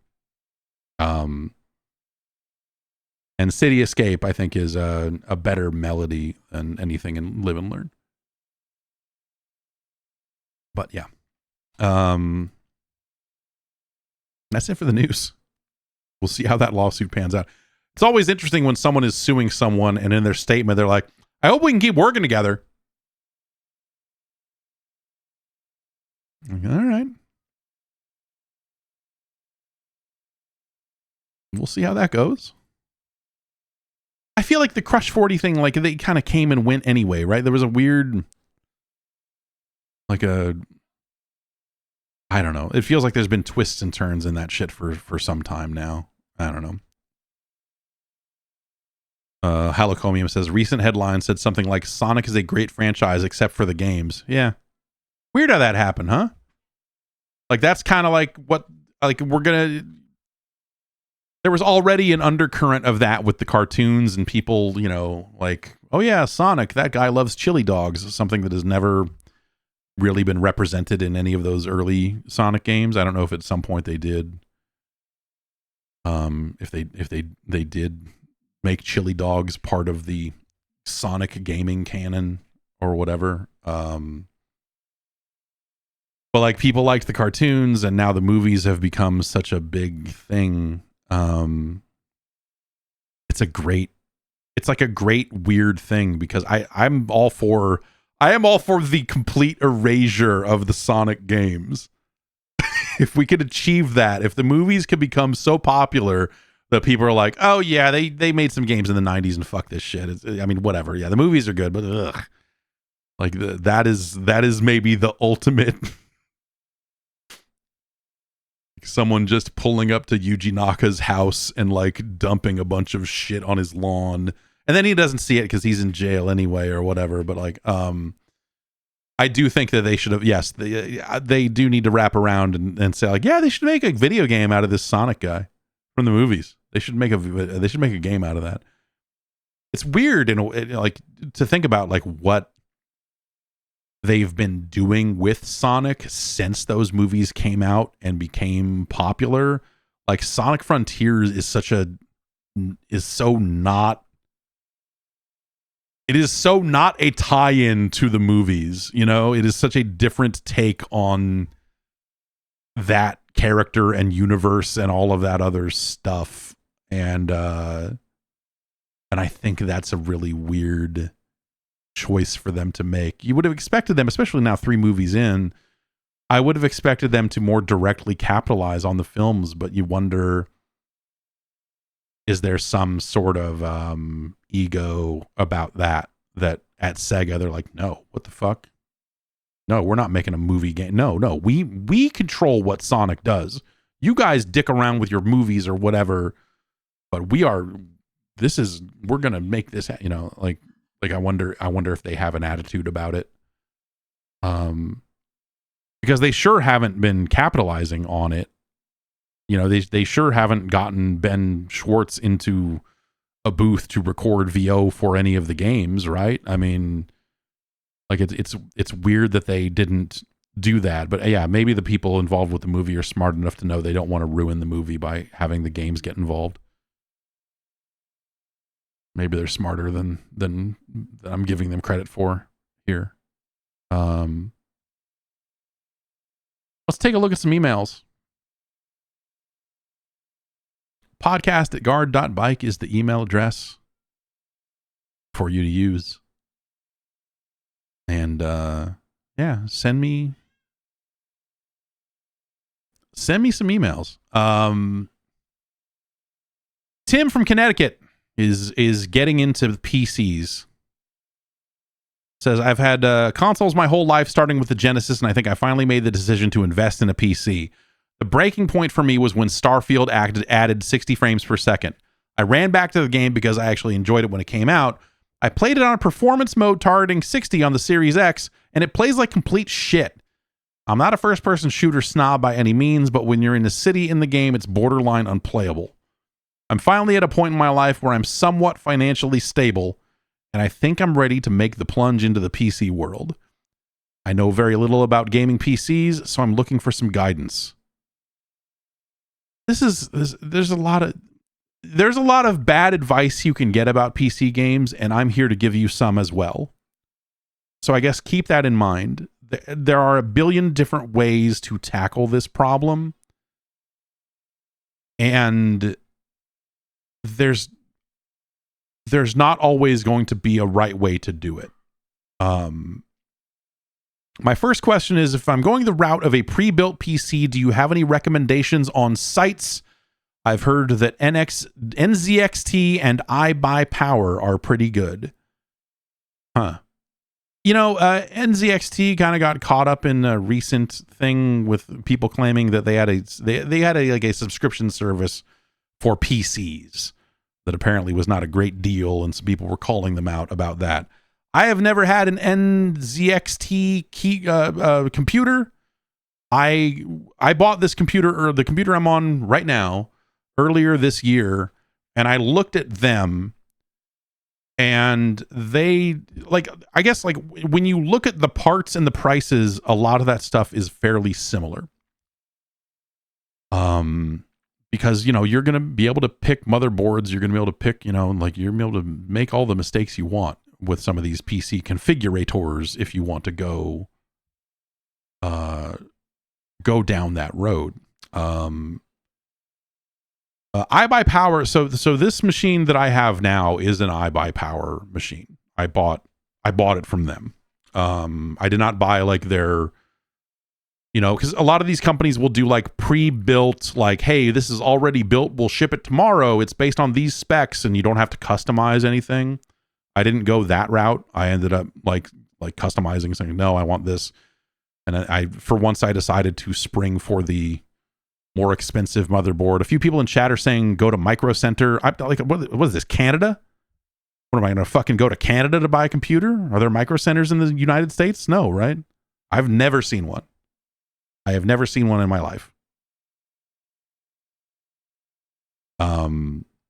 They closed all the fries around here. So I don't know. I have literally never been anywhere where there was a Micro Center. So I don't know.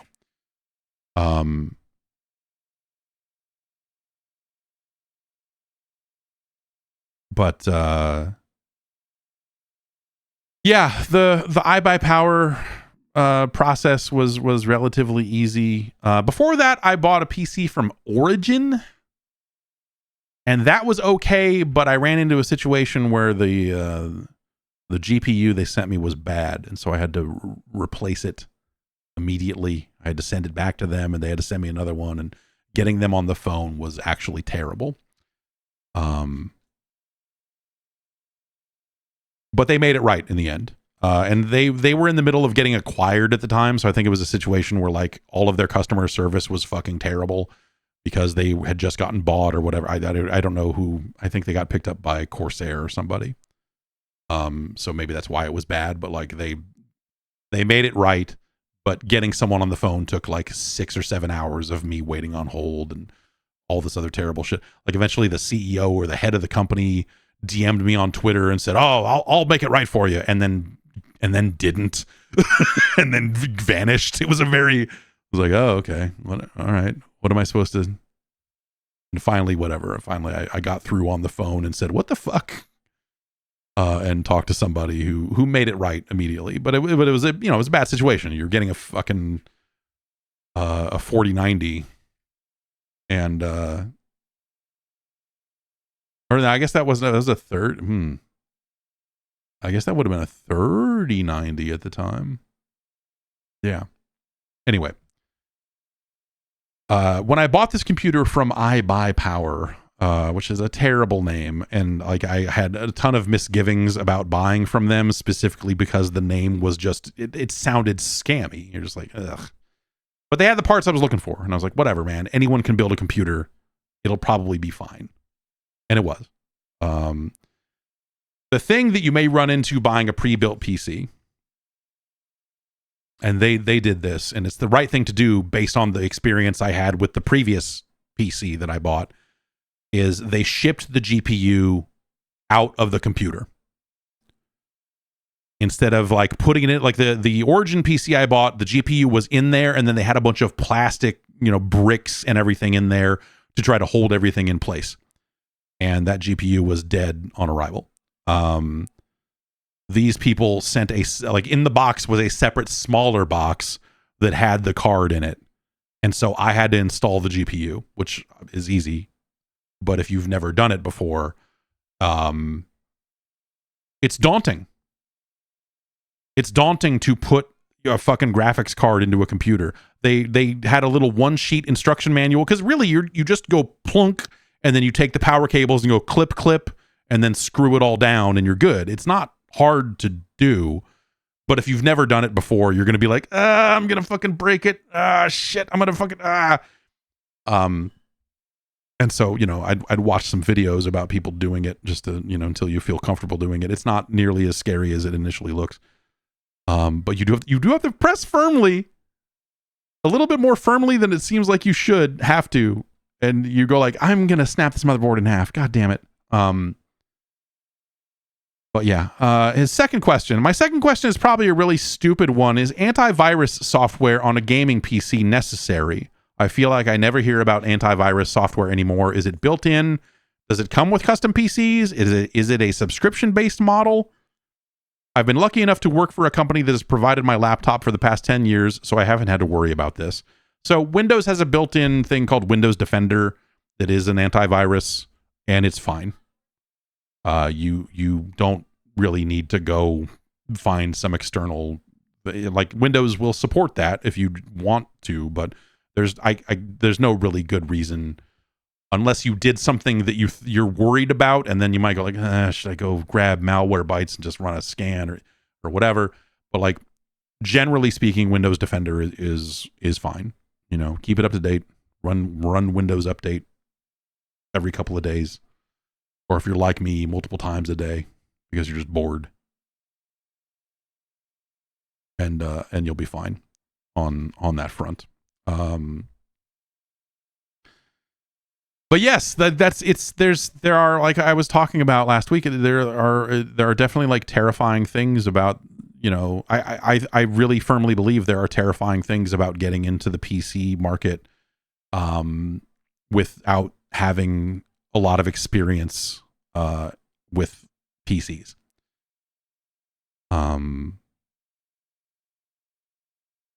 And so the question becomes, it's not about getting it built and what do you do, like who do you get to build it like that. You can research reviews of these different places and go find people talking about that all day long. And I'm sure that's that stuff is available. It's about what happens when something goes wrong and what do you do then, and how do you troubleshoot that, and how do you figure it out, and the videos you will have to watch to try to help to fix. There's, those sorts of things can happen down the line. And so that's where, a little bit more technical know-how is going to help. But the only way to get there is to start, right? The only way to gain any of that knowledge is to start down this road. You're not going to learn it any other way. And so I think that it is not unknowable. It is not something that is like some weird mystery secret. It is, in some ways, building and maintaining a PC is easier than it has ever been, because building it from scratch is not nearly as crazy as it used to be. You could even, like I've done it before. I just didn't fucking want to. You could go to PC Part Picker and start building a PC there. You could start looking at other people's builds and build it yourself. There's a lot of things you could do along those lines. I would not recommend that be your first time experience with a PC, though. I think that's it's a pain in the ass. But like setting jumpers and all of the other weird shit that you used to have to do to configure a PC is not nearly as difficult as it used to be. A lot of those decisions and a lot of that information has been offloaded into the BIOS itself. And so now when you load up the BIOS of a PC, it's got 9,000 different screens, and you're just like, I don't even know what the fuck any of this shit is, because it feels like it was machine translated out of fucking Chinese anyway. And so I don't like, what is any of this? And so there's just a lot of stuff in your BIOS now that is just fucking nonsense that, you shouldn't have to touch too much of. But you will want to.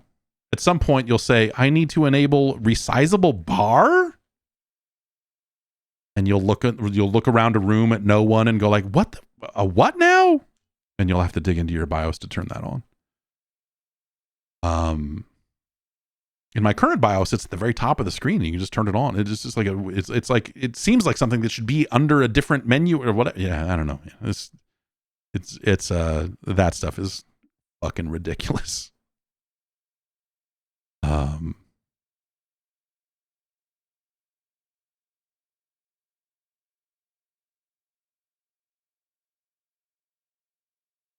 Let's see. Okay, we want to do that and move on.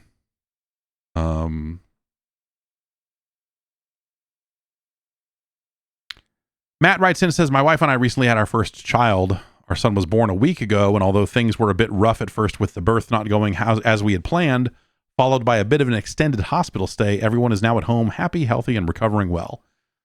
It's only been a few days, so we're still getting into a routine and trying to figure everything out. I know you've been around the block a few times already, so I'd be interested to hear if you have any advice or tips you wish you knew back when you first jumped into parenthood. Congratulations. Shit, dude. It's not try to remember that they let anybody do this. They let anybody have kids. They won't stop you. And so, if it was that hard, they wouldn't just let anybody. They would put something in place. I would say, if you're breastfeeding, and Matt, I'm sure you're probably not breastfeeding, but if you are breastfeeding, try to make sure you're doing it right. The nipple can get torn up very easily if you got a bad latch on there. If the hospital has any sort of help on that front, and they usually do, I would try to make sure that you are taking advantage of that. That is something to very, very much get right. And also a good positioning on breastfeeding as well. You can really fuck up your back by doing it in weird positions and all this other stuff. Like, they will have recommendations for you on that. There are local groups of moms and stuff that will get together and you know, and work with a professional to get better at that stuff too. I like that. Our first time, that was a months long process of like, making sure that was as right as possible and getting that stuff figured out. And once you learn it, I don't know, my wife anyway, once she had it down and everything was working out right, like with the other two, they were all right there, ready to go. I think, so our kids have never taken bottles, when they were breastfeeding, and that's probably our fault. I don't know what the fuck happened, man. The first time through, we bought all the shit. I bought a bottle sanitizer and all of these glass bottles and all this stuff. And like, okay, well, I was up at 3 a.m. running the sterilizer in the microwave and getting a bottle ready, and because there's a whole thing of like, hey, like, it'd be cool if my wife could pump and then she could stay asleep and then I could wake up and do one of the nighttime feedings, so that she didn't have to wake up for every single one and we could balance it out a bit better. But the baby, she just wouldn't drink out of the fucking bottle. I would sit there for half an hour with this bottle and the baby would look like she was just going, that she was sucking that thing down. And I'm like, word, yeah, I finally got it in there right. And then I'd hold the bottle up and look at it and look at the line on the bottle and go like, oh shit, she didn't drink any of this. She didn't fucking drink any of this. And just, fuck, man. That stuff was maddening. And so I would say if you're going to try to do that with bottles, try to figure it out early. Don't wait too long because the baby will not want to make the change. I think, I don't know. Like, we never got it to happen. We never got it to happen. None of these kids have, had a bottle early on. It was all boob.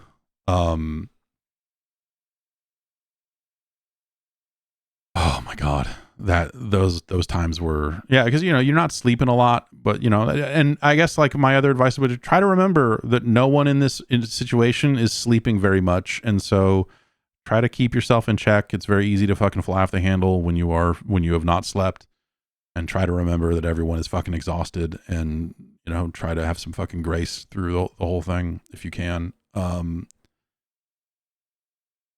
What else? Like, our daughter was born early. Our daughter was like an emergency, hey, come to the hospital right now and we're going to induce this baby right now. What? Why?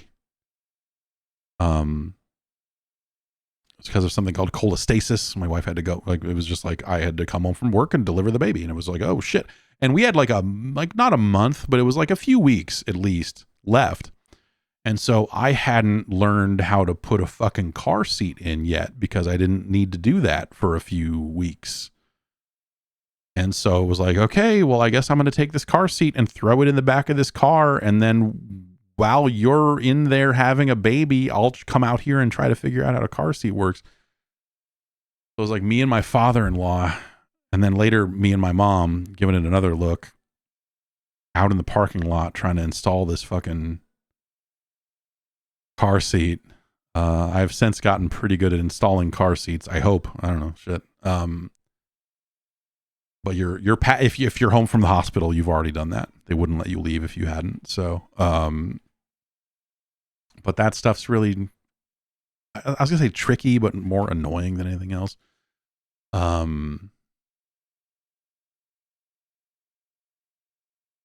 Just remember, yeah, I think the key thing to remember is to remember that, someone told me, hey, it's going to be like 2 years before you're back up at running at full capacity. It's going to be like 2 years before you feel like you're back up and running like a normal human being. But we decided that 2 years later to have another one and then 2 years after that to have another one. And so it's been a little over 5 years now, and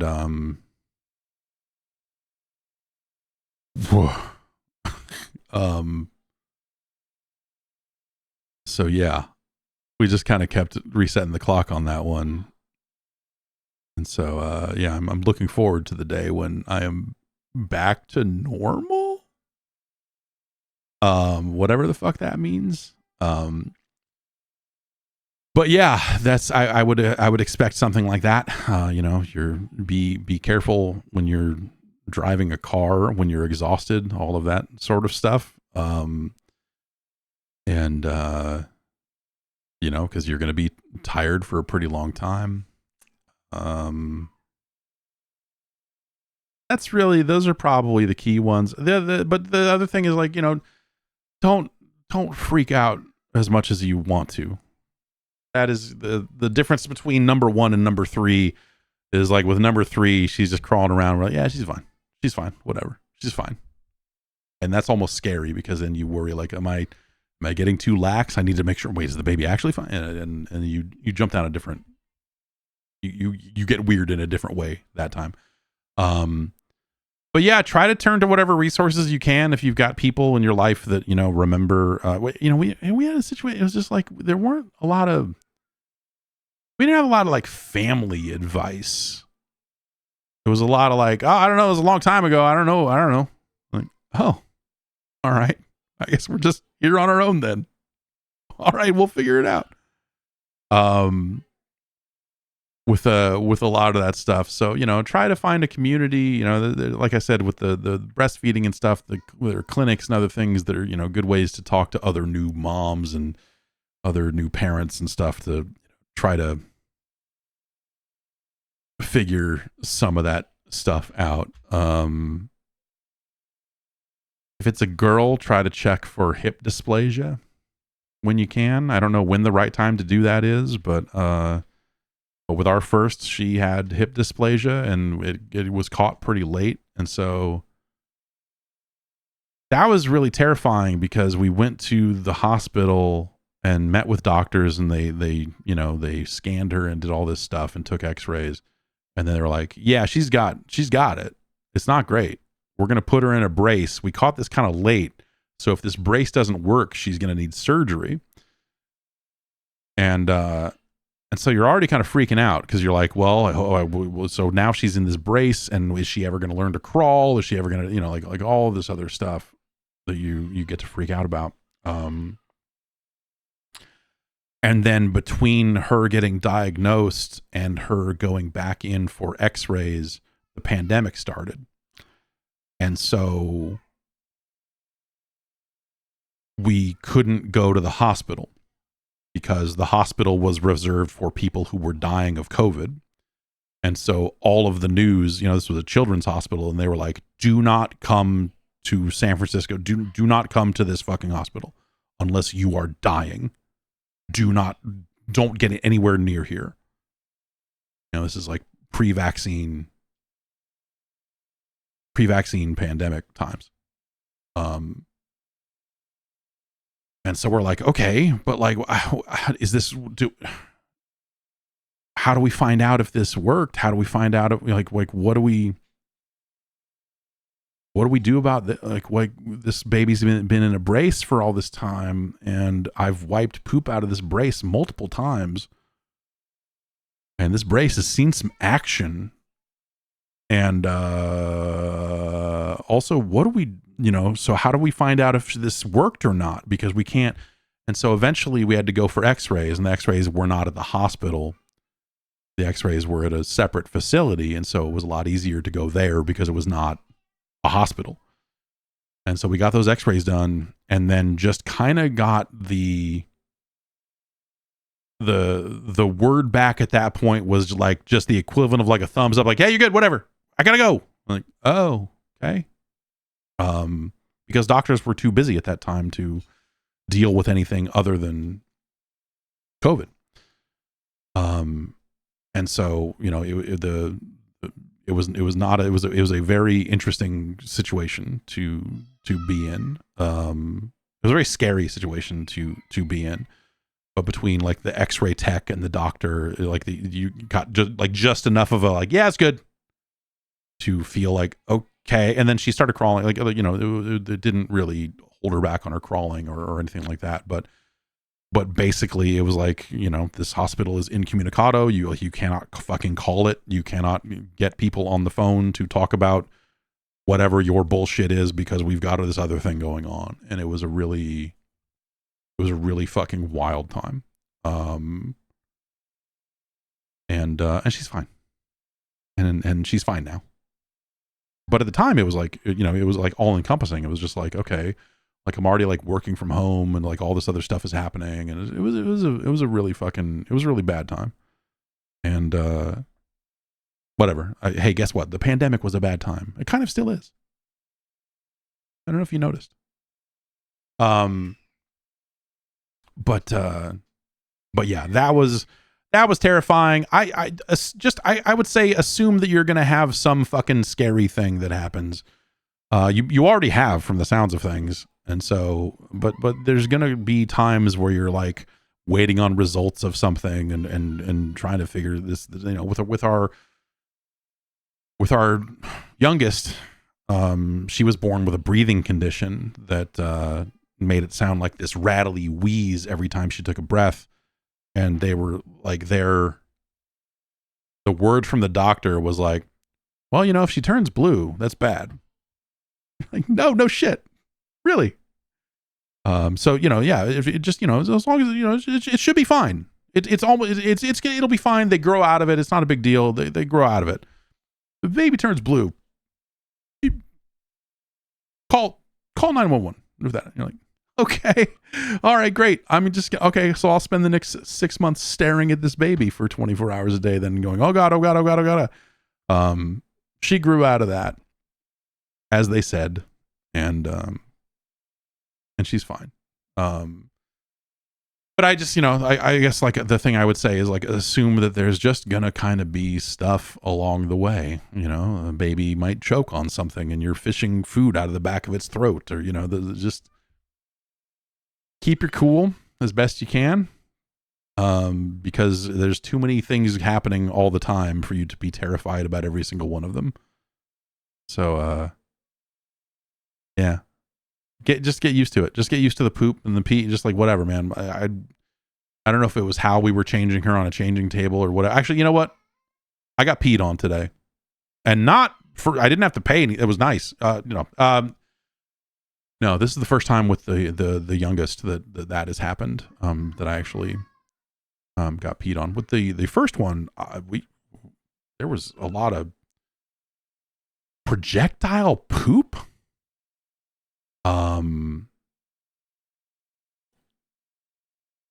And that was wild to see. You're just like, oh my God, what? Okay, well, I guess I gotta mop this floor now. God damn.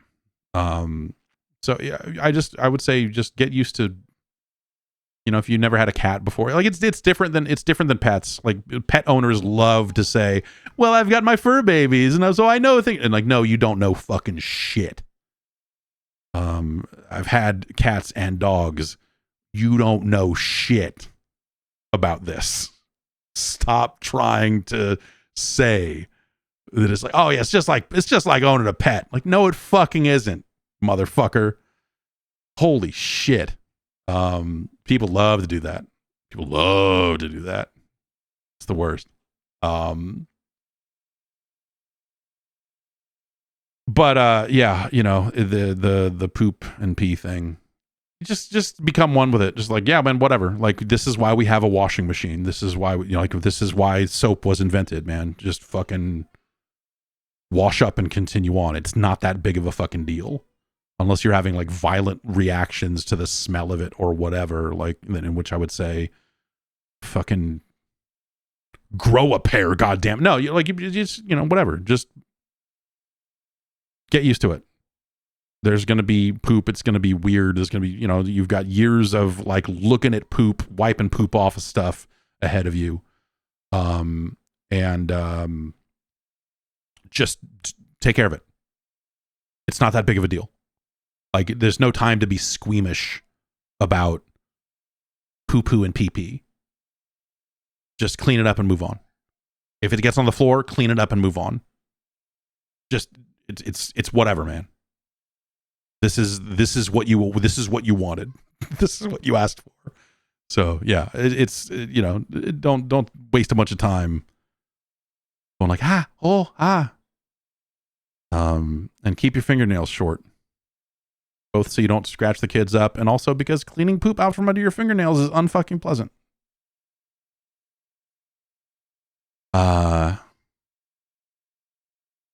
Andrew writes in and asks another poop-related question.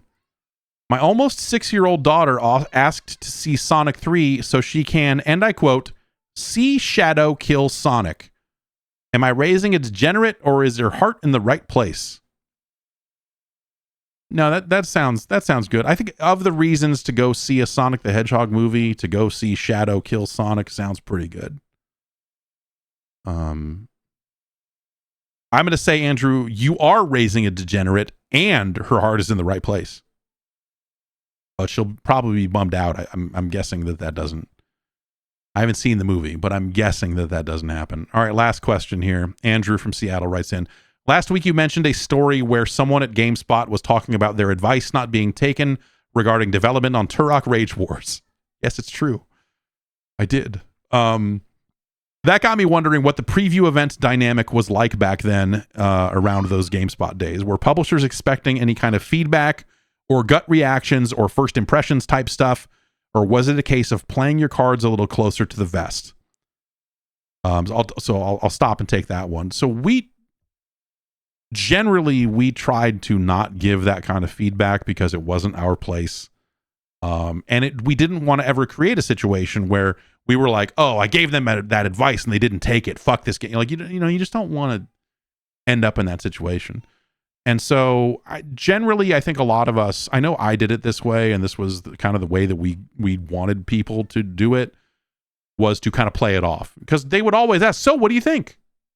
It's a natural thing. You're making small talk after you see a demo, and also PR people are filling out a dossier. Like, make no mistake, it's not just small talk. Like, they want to know about what you think about the game, and what they might,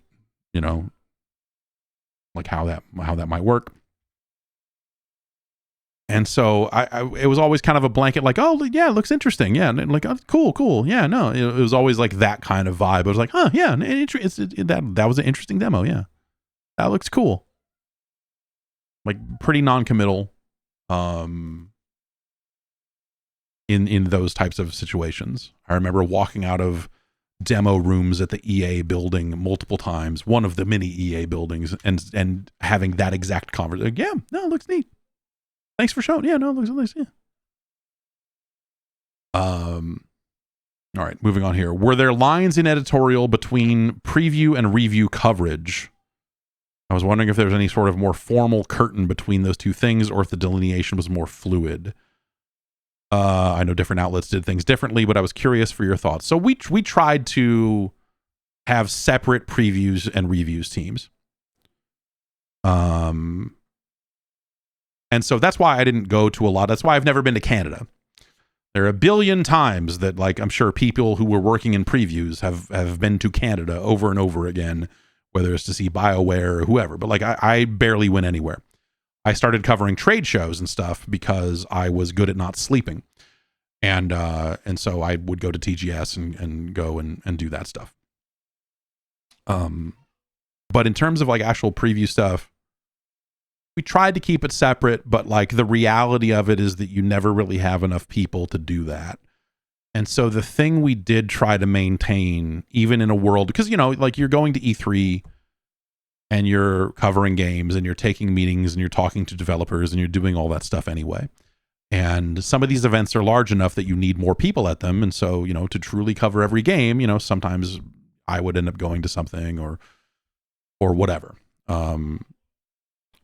So the thing you would try to do is create a situation where if you were going to go and do this preview stuff, you would not review the game.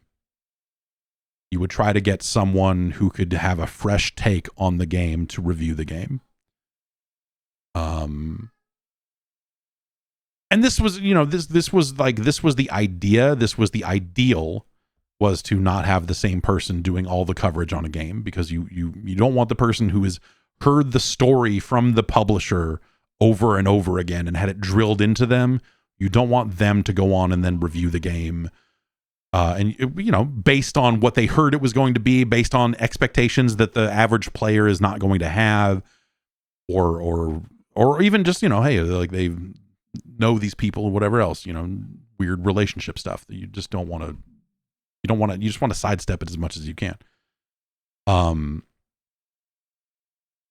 That was not always possible. You know, there were situations where it was just like, okay, just the reality of it is everyone else is working on a review, and I need to take this, or hey, I like it's October and there are a billion games coming in here every week. Let's try to get them done, and we need to make some. You know, you would end up having to cut those corners occasionally. You know, like I went to an event for Perfect Dark, and then I think I reviewed Perfect Dark, right? I don't know for sure if I reviewed Perfect Dark, but I feel like I played through that entire campaign at the event they had, and it made it very easy for me to review it, I think is how that ended up going. And also I had reviewed GoldenEye, so it just made logical sense. But like, yeah, you would have these situations where, you know, like things just would line up in such a way that it wasn't always possible to do the thing that you always want to do with that. And so it wasn't something that was like a hard and fast rule. No one was getting in trouble over it or anything like that. But it was like, hey, you know, in an ideal situation, we don't do this. And so you'd have to try to be careful. Nowadays, no one has the people to do that. So like, it's just, you know, even then we didn't really have enough people to do that. So, you know, it was kind of a lofty goal, I guess, at the time, but we tried to make it work.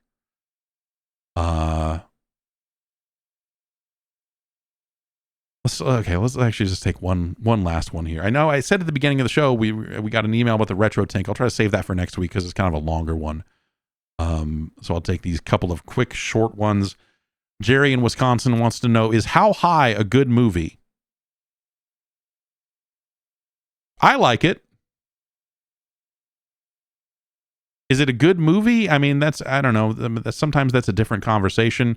I like How High quite a lot. I think that Method Man and Redman, like it's a good cast. It's a good fun cast. It's a very fucking ridiculous story. And you know, good soundtrack. Yeah, it's fun. They made a sequel to it that always looked terrible, but yeah, I don't know. I always thought that How High was I always liked How High.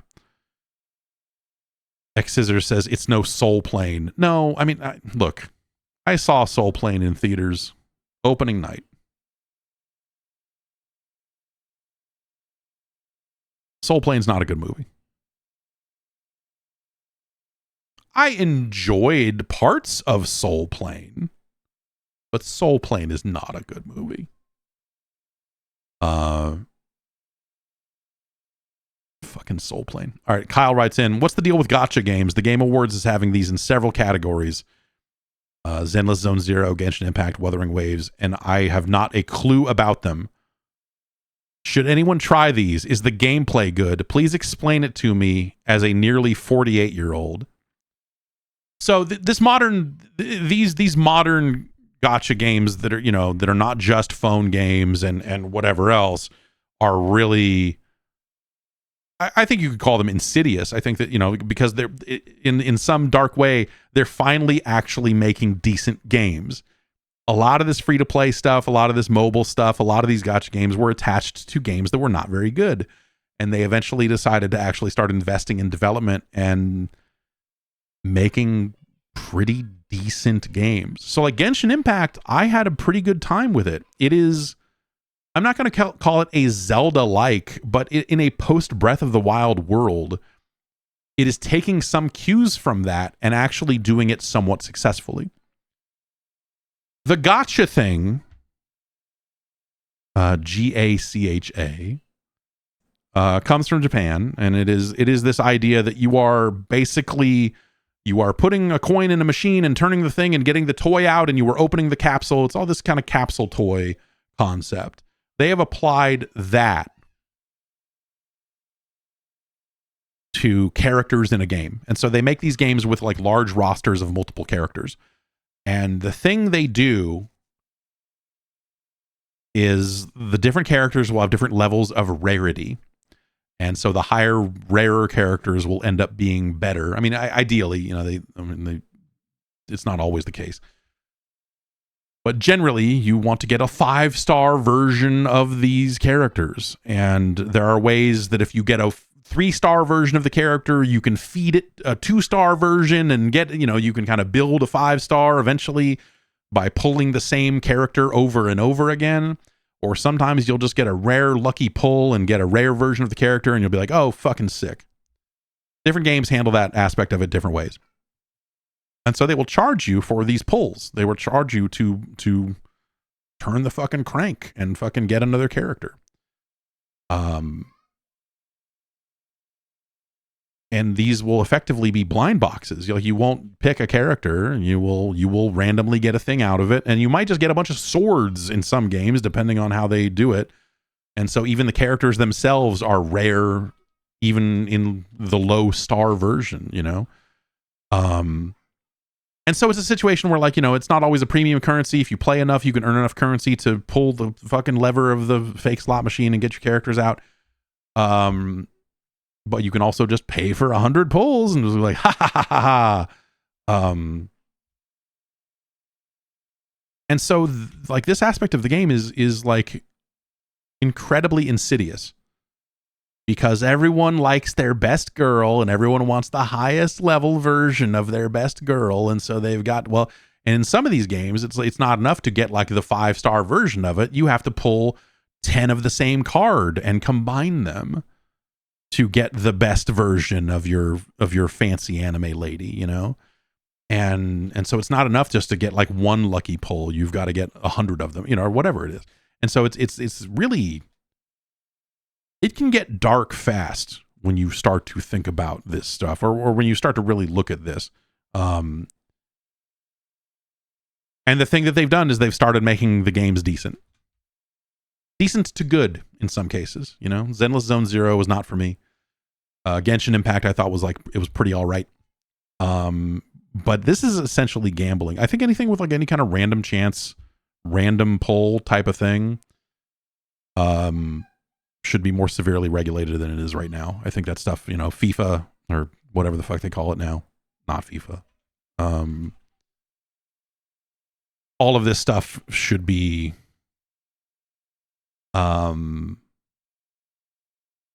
regulated much differently than it is right now, and treated much differently than it is right now. Regulation is a weird word, right? Because it's like, what are you gonna get the government involved? Like, that's, the government doesn't know shit about video games either. And that was usually enough to get people to self-regulate and stop doing anything too nasty. It was always the threat of like, well, if the government comes in and does this, they have no idea what they're doing, and they're going to fuck up a lot of stuff. So the gaming industry needs to self-police and make sure they aren't fucking up too bad. And that's gone on for a very long time. Like, the last big hit we saw on this was that Star Wars Battlefront thing that they kind of reversed course on. Or not reversed course, they changed course, but they didn't necessarily reverse course on that. And now, EA has their soccer game full of all these random cards and all this other stuff. And it needs to be different.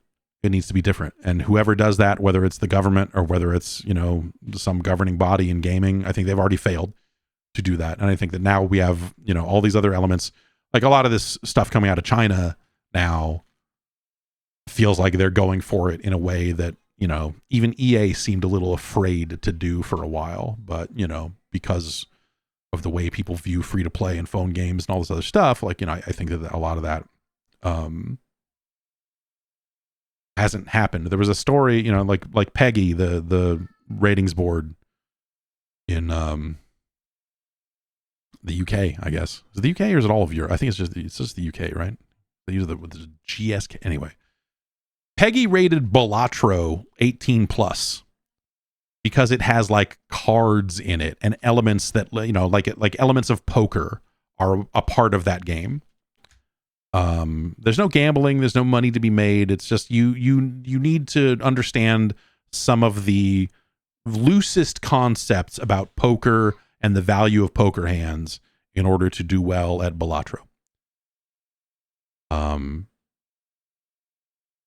And that's 18 plus. And the developer of that called out, like, after like appealing it and being like, what the fuck? Like, kind of called out like, okay, so let me get this straight. EA's soccer game is 3 plus, even though it has literal, actual blind box, like gambling on these cards in there. That game is 3 plus because it's just soccer.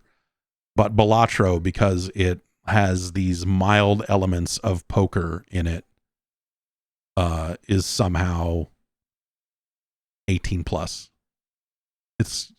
And I agree. I think that's fucking crazy. I think that's absolutely fucking crazy. But that's where things are at right now, and I don't think that's a good place for us to be. The gacha game stuff, I think it's,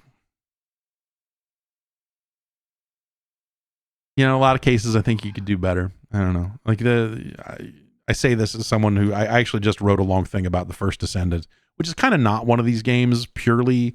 It doesn't go as far down the random pull hole as some of these other games do, but it's like definitely elements of the gacha game concept in that fucking thing.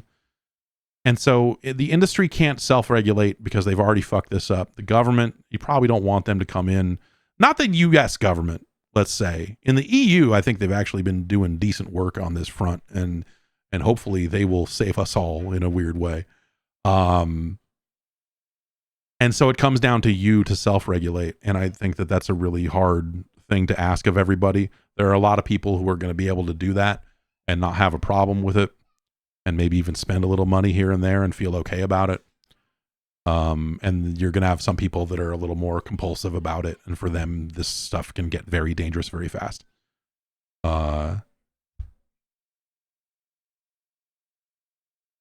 And so, yeah, I don't know what the actual answer is with this. It's fucking, it's not good.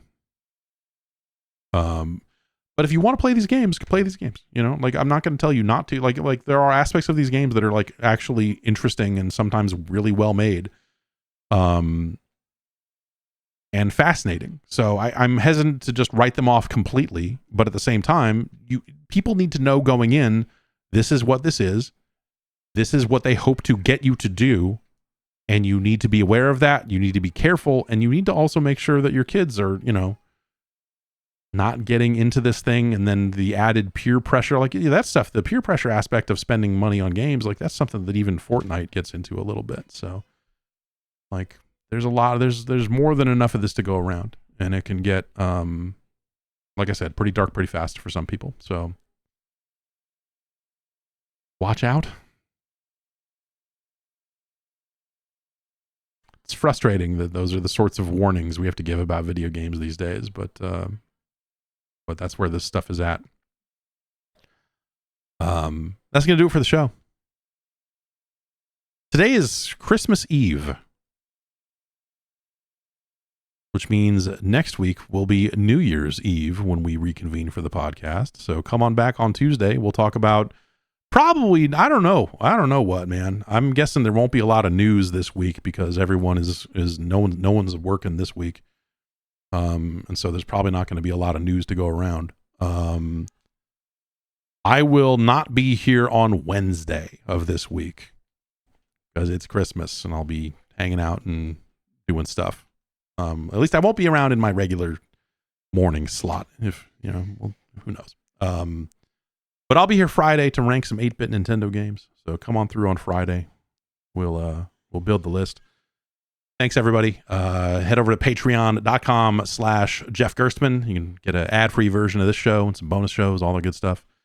And yeah, if I don't see you, then if I don't see you Friday, then we'll be back New Year's Eve with the podcast. I'll see you then.